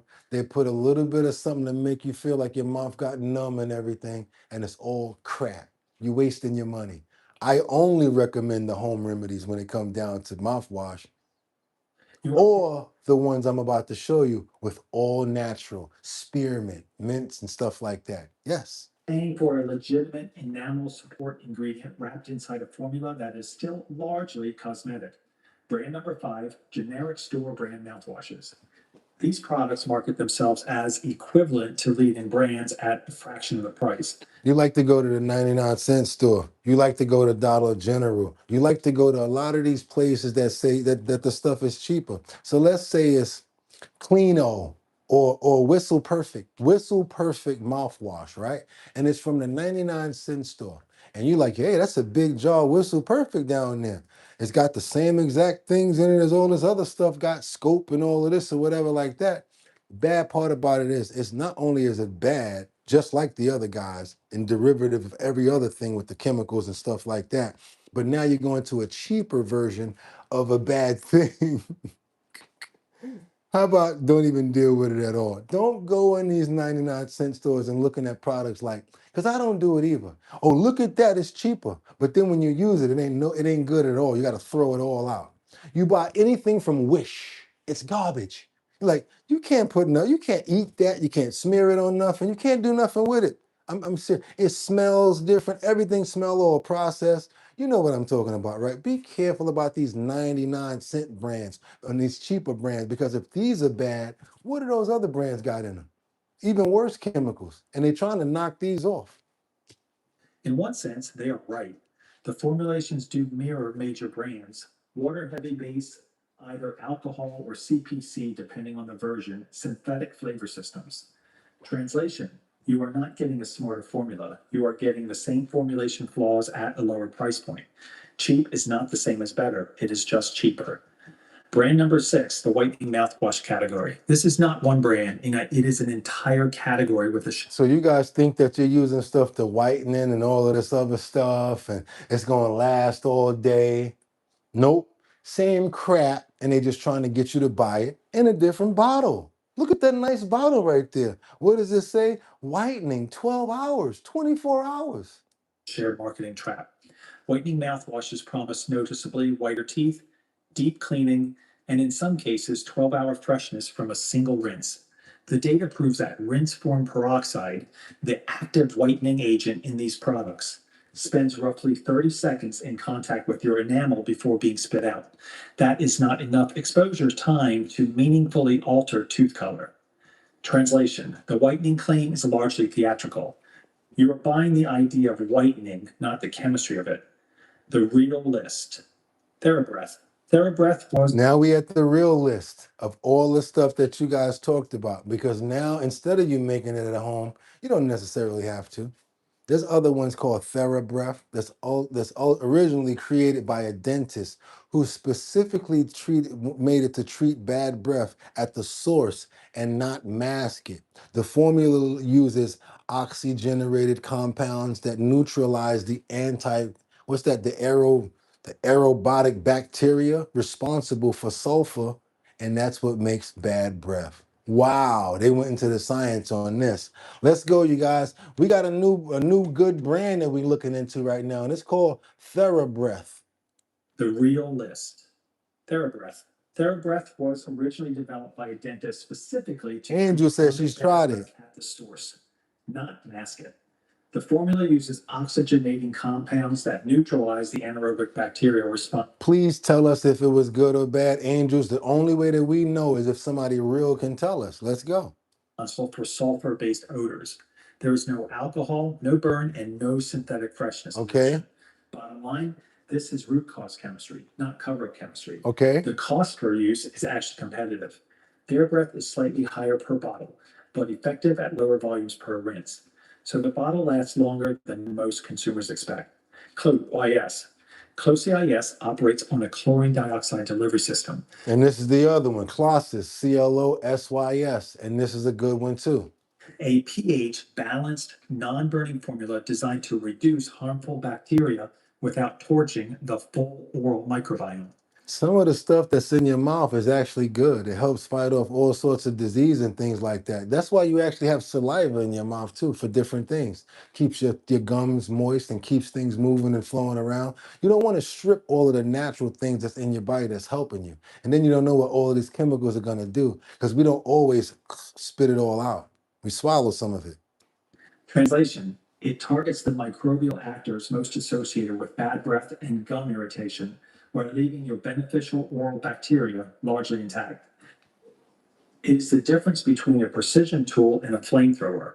Mid-range in price. Yes, you can screenshot that. Feel comfortable to screenshot that. Feel comfortable to screenshot that. And then just for shits and giggles, take you to that one, closest, healthy gums. And then what I'm gonna do, I'm gonna take you all the way back to this one. Let's go back to TheraBreath. Get you on a TheraBreath too. Let's get the TheraBreath. These are the good ones. But this will be available on the website. I'll link in the description and on our Discord. Got it. We don't always just give you the bad stuff. We like to give you guys the good stuff as well. We don't just want to talk about the bad. Let's get back down here. Let's go. Gentle on both gum tissue and enamel. Biotin. Biotin is purpose-built for dry mouth. Now, they did not have a Biotin picture for their video. I noticed that when I was watching. I'm like, yo, how am I gonna show my people the Biotin? So not only was I able to find the Biotin, I actually think I found a place that we can buy it at because we need as many good products as we possibly can find. So I don't want to deprive us of products. And also, if you have dry mouth, Biotin is also good for dry mouth. Here we have it available on Amazon. I think it's I don't know what the price is, but yes, what's that? $10.99. Oral rinse, 33.8 8 fluid milligrams. It's for dry mouth, fresher breath, dry mouth treatment, and it's fresh mint. So this is all the good stuff. Now we're in our good list right now. Like I said, they didn't have an image. I had to go actually source one. So let me go back here and let them talk about what you guys just saw, which is the Biotin. Let's go. Gentle on both gum tissue and enamel. Biotin. Biotin is purpose-built for dry mouth conditions, a specific underserved oral health problem. Its enzyme-based system supports saliva function, which is your mouth's primary natural defense against bacterial overgrowth. So your spit is your actual defense against bacterial overgrowth. It's good to have a mouthwash that supports that, don't it? Biotin does it. That's why I went through those extra miles just to make sure that we would get that. Let's go. Underserved oral health problem. Its enzyme-based system supports saliva function, which is your mouth's primary natural defense against bacterial overgrowth. Somebody says, I used to package Biotin for the company. Okay. Bottom line, if your oral environment is already compromised by dryness, from medications, from health conditions, from any cause, Biotin addresses the actual mechanism of the problem. It is not a general use product positioned as one. That honesty alone separates it from most of what lines pharmacy shelves. The verdict here is a simple test before you trust your next bottle. Swish for 30 seconds and audit the sensation. Intense burning almost always signals high alcohol or aggression. This is what I want us to do, because we don't just look at these videos and say, we're not going to mess with Listerine, we're not going to mess with Scope, we're not going to do that, and we are going to do this. No, we don't do that. We like to learn. My pops used to always do that to me. I'm sorry. Be like, Dad, what's 1 + 1? He was like, come on, boy, take a walk with me. Walk you all the way around the block. And by the time you get back to the corner, you know what 1 + 1 is. And you don't have to ask anybody. I kind of do the same thing. I like to teach people so that you don't have to keep asking. Not only that, but you'll be able to teach somebody else. That's why we do these videos like this. Let's keep on moving forward, you guys. I want you to pay attention to this part right here, because why does the mouthwash taste this way? Why is it doing it to my mouth? If it wasn't stinging and if it didn't taste this way, what I'm used to wouldn't be right. And what am I used to? A taste burning in my mouth, me tasting this alcohol burn, and a little bit of mint fake flavor after that. So that's the problem that we have. So now we got to really unteach ourselves, untrain ourselves the negative things that we've been taught. Because you don't have to have a burn in order for something to actually work. Because a lot of the times they're masking themselves to seem like they're actually working. That's what I'm trying to say here. So yes, the next time that you're using mouthwash, Verdict here is a simple test before you trust your next bottle. Swish for 30 seconds and audit the sensation. Intense burning almost always signals high alcohol or aggressive antiseptic load, neither of which is evidence of effectiveness. Audrey, put a cold washcloth on that head before they take your temperature. Put cold water cloth for head and call your doctor. That's right, Audrey. Hope you feel better. God bless you. You guys, let's get the rest of this right here. I want you to understand what's going on, what they're trying to do. They're trying to mask it as good. Then read the first 5 ingredients. If they are water, alcohol, neither of which is evidence of effectiveness, then read the first 5 ingredients. If they are water, alcohol, artificial flavoring, artificial sweetener, and dye, you are funding sensation, not science. The industry has spent decades convincing you that the burn means it is working. It does not. Bottom line, freshness is a feeling, health is a function. They are not the same thing, and the label on most bottles is designed to make sure you never notice the difference. Read smarter, rinse it smarter, and subscribe to Lathered and Test It because we clean up what the industry refuses to talk about. You finish brush. That's right. That's lathered. Now we got it. Lathered and tested and tested and tested. They put the tested there 3 times. So it's lathered and tested and tested and tested with the ends. That's right. But it's going to be in the Discord as well if you guys have subscribed to the Our Bottom Line Discord. But also, this is how you do it over here with the subscribe button. Let me go ahead and scroll up and help you guys out. This is what I want y'all to do right there under me, right there. You hit that subscribe button so that we make sure that we get it all. Now we go to Lathered and Tested, we subscribe, and we hit that and get the all. Yep, they got another channel, Tested and Tested. We're going to subscribe to that one too. Subscribe, hit all. This way we get all notifications from this channel whenever it comes up. And yes, you guys, this information will be in the Discord. This is probably the best one out of all of them right there, you guys. I saw that. If you're interested, that's the bio team. Go ahead and get a screenshot, because those are the 3, the good ones.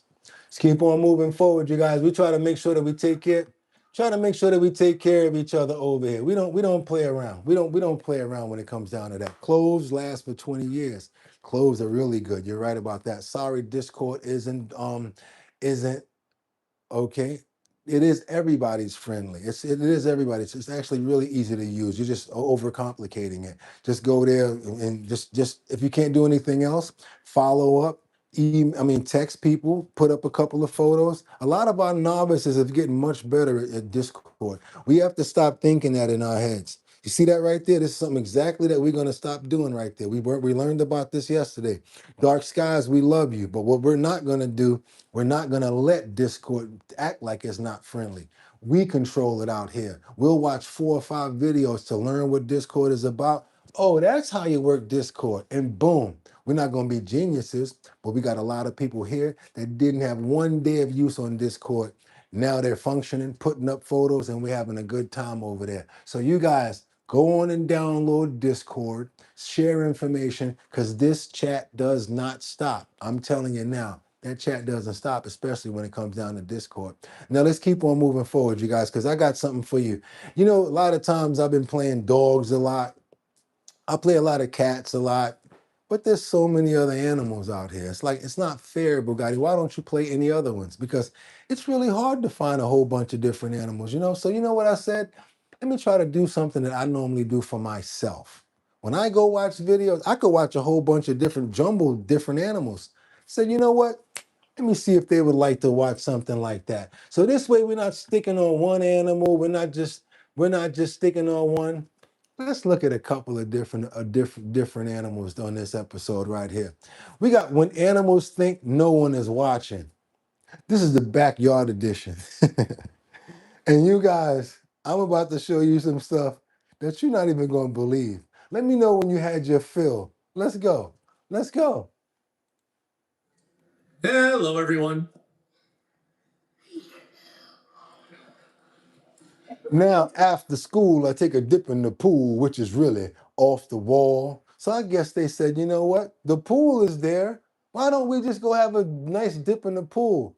A family of bears decided to go inside of their pool and have a little cool down session. You think you're going to come out and tell them to leave? She's like, well, we can look out the window, but when they come close, we got to get out of here. It's a week from our door. You can come back down. When they get close to our door, we have to go again. Okay. They paid for the vacation, but the bears got all the fun. As you can see, the kids left their water guns, their toys, and everything out by the pool. But you got the Berenstein bears that's going for their dip right now. Ain't that cute? Ain't that cute?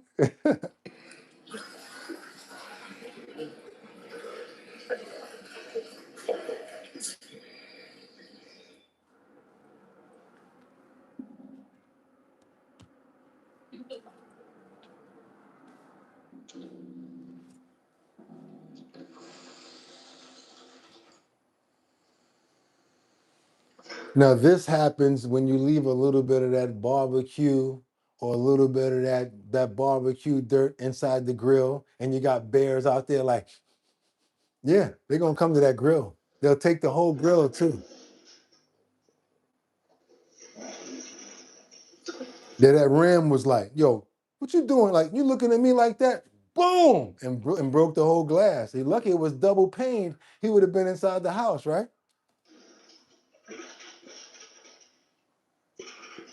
Yeah, honey, we just got some grub here. Let me help you get this down the steps, and we're going to go eat whatever we find inside of this.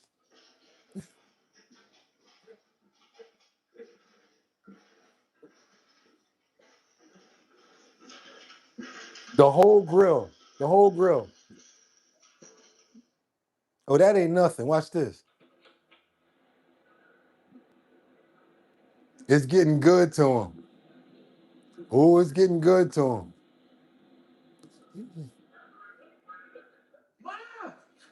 Ma, come outside. There's a moose or a buffalo or some shit just like. Where you going to? Ma! Oh, this is some National Geographic. Ma, For some dogs, a fence is a boundary, but for others, it's a destruction challenge.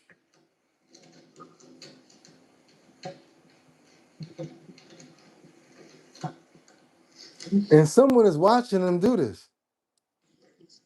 No barriers. We don't like barriers around here. Oh, it ain't over. There's more. There's more. This must be the tastiest trash in the neighborhood. Told you we're going to mix it up today.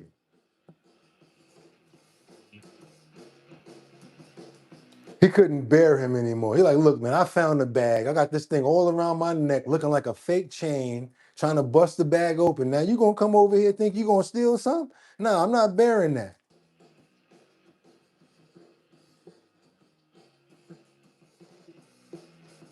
They literally scrapping.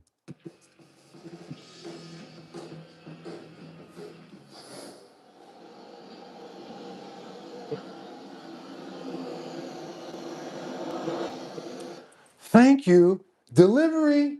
If you lost your DoorDash, I think I think this dog might have it around the corner somewhere. Watch this.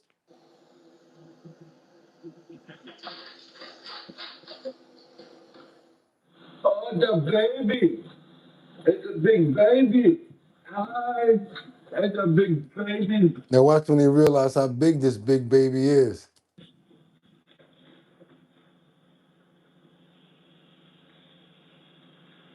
Oh,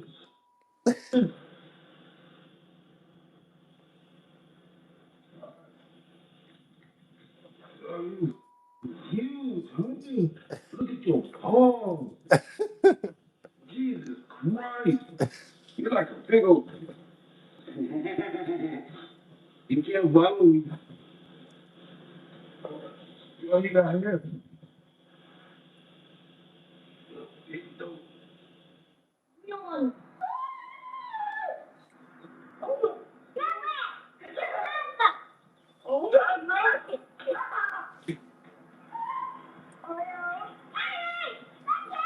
I told you we're gonna mix it up with a bunch of different animals today. Fortunately, this unexpected wildlife encounter ended well for everyone involved. You got the kids in front of the house and a moose go by, a deer. We got venison. I didn't know that they know how to open doors. You guys, lock the door to your vehicle. Yes, the Berenstain Bears and Smokey and Boo Boo do know how to open doors to steal picnic baskets. Bears around Nevada County, California show up so often that the #1 rule is simple. Never leave food in your car. Lock the doors too. And maybe don't leave the keys in the ignition, just to be safe. Look at the little cubs. They cute, right?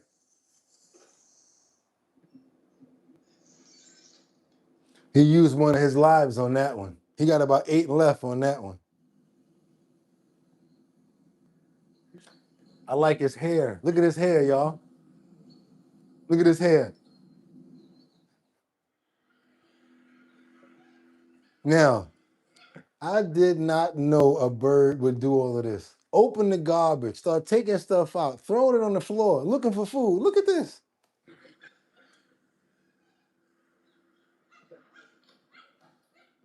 Complaining at the top of it too, complaining that ain't nothing that he like in there.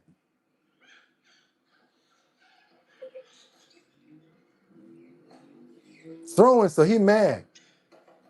I don't like none of this shit.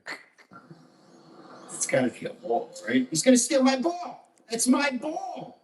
It's my ball. Hole in one? No, hole in none. Thought you was playing golf today. Watch this. Then he gonna put it on the green. He gonna be like, yeah, put it on the green, put it on the green. That can count in the game. It was natural. Hey, guy. No. Hey. Hey. No. He lost the ball, but gained a rare experience, having Mother Nature suddenly join the game as the opposing team. He's gonna put it on the green and put that on the green. They tore the top apart. Don't chew on it. I'm sorry. A convertible isn't just about freedom on the road. It's also about freedom of access, something this bear family appreciated quite a bit. Oh, this is the last one, y'all. You know we love the cats. Now this is so cute. Watch this.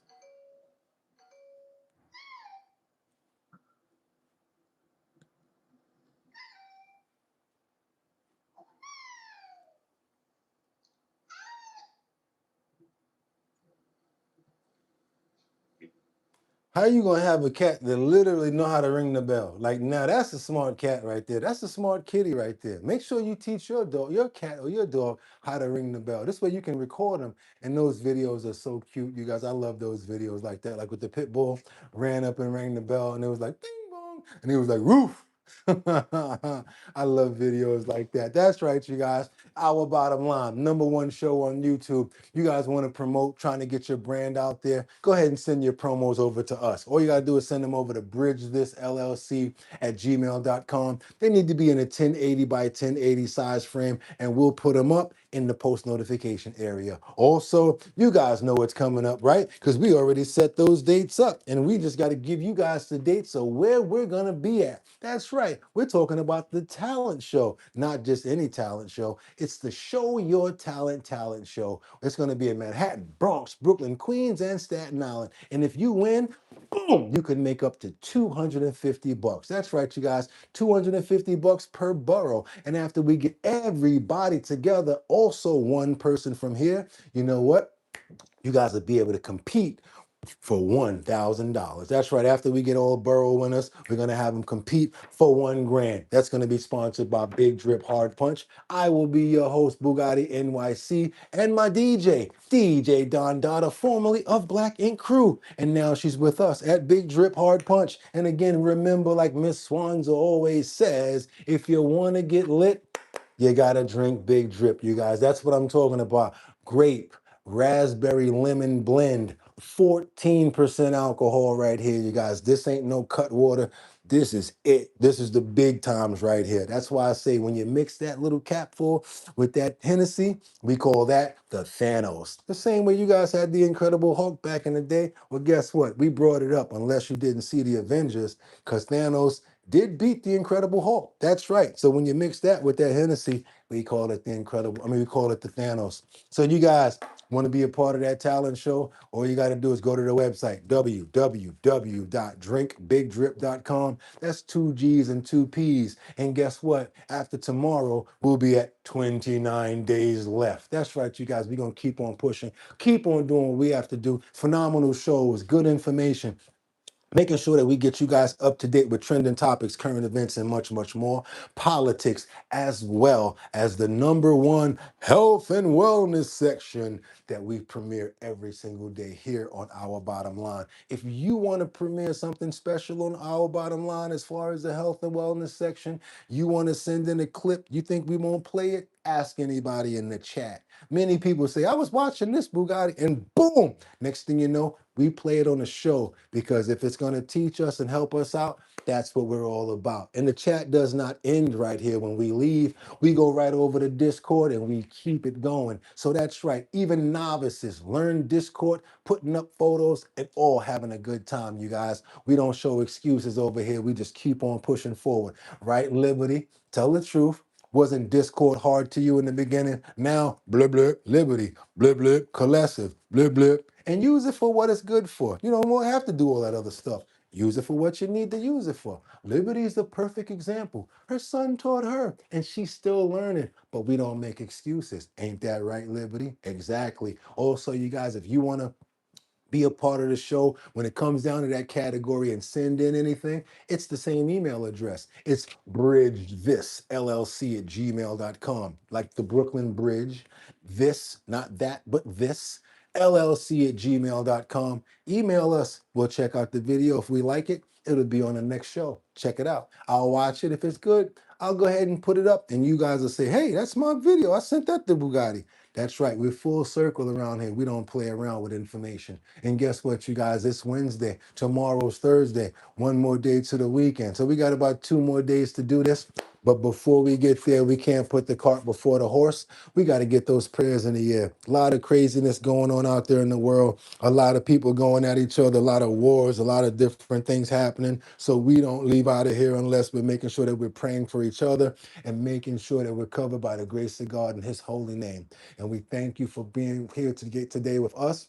I want to pray for every single person that's here. I like to pray for respect and happiness. I want to pray for good health and good measure. I like to pray for every single person here. And you know, my favorite one is for love, because every time something's so bad, you think it's at the end, and all of a sudden love can come through and shine through. It's one of the very most important feelings and actually ways of being, if I want to say anything. Love is very strong, and we see a lot of people save animals and a lot of good things happen. So love is definitely one of the things that we're going to pray for. I want to pray for Winter Rising, angels among us in liberty and justice. We're praying for my brother Casey Ramos, also 55 Coffee House, Lisa Roy. Can't forget about Miss Swanza. That one song, Kendra Walker, praying for you, as well as Luigi, Liberty again, Guy, and Elsa. Thank you so much. Yes, I will see you tomorrow at 6 o'clock in the morning, right here, Jelena. Thank you so much for doing every single thing that you try to do. And guess what, Jelena? Don't worry about it, because once you try, you're going to get better at it. And that's all it is. And love never fails. Mary Tanner, can't forget about I Am Fully. I see you over there. Who's that, Jonathan? Can't forget about Patrick. Want to show some love to Beyond Ether. Also, G-Man. Can't forget about Mega Dub, Christine, Choo Choo. Who else we got in the building? Mary Tanner. Can't forget about Okay, let me get some freestyles here. Can't forget about Sam Champion, Winter Rising, Colessive, Angels Among Us, Mark Dorfman. Can't forget about Teddy. Okay, can't forget about Sam Champion. Also, Terry. How you doing out there, Terry? 55 Coffee House, Lisa Roy. Can't forget about you as well. Jelena, Brad Pitbull, love you all. And thank you, Boogotti. And thank you, God, for making me be able to come here every day and be with my friends and fam and do what we got to do here for our bottom line. I appreciate you as well for my health, and please continue to make me let's say bipartisan when it comes down to information, because I'd like to stay this way. I love the way that we are. We let everybody share and remain true. That's one of my main prayers every single day when I pray. When I come to this show, I try not to pick sides and I let everybody say what they have to say, because that's the only right way to be. That's right. Amen. And you guys, that's it. Wednesday over. Tomorrow's Thursday. We'll be right back here for a whole nother episode of Our Bottom Line. Trending topics, current events, and much, much more. As the #1 health and wellness section. Hope you guys got a lot out of that mouthwash section. Also, what to look for when you're looking at mouthwashes. Also, to know half of it ain't even got half of what we need in it. And we can, yes, make your own. Why not? I might even find a way to go ahead and make our own mouthwash in the next episode. Who knows? But that's what I'm talking about. You guys feed me, we feed each other, and we get better together. That's what our bottom line is about. Trending topics, current events, and much, much more. So until tomorrow, you guys know what I'm going to say. 6 o'clock in the morning, right back here for a whole nother episode. Trending topics, current events, and much, much more. It's your boy Boogotti NYC. And like I always tell you, y'all could have went anywhere. But the fact of the matter that you came here to chill with me, I appreciate you. So until tomorrow, 6 o'clock, get 'em. Peace. See you guys in the morning.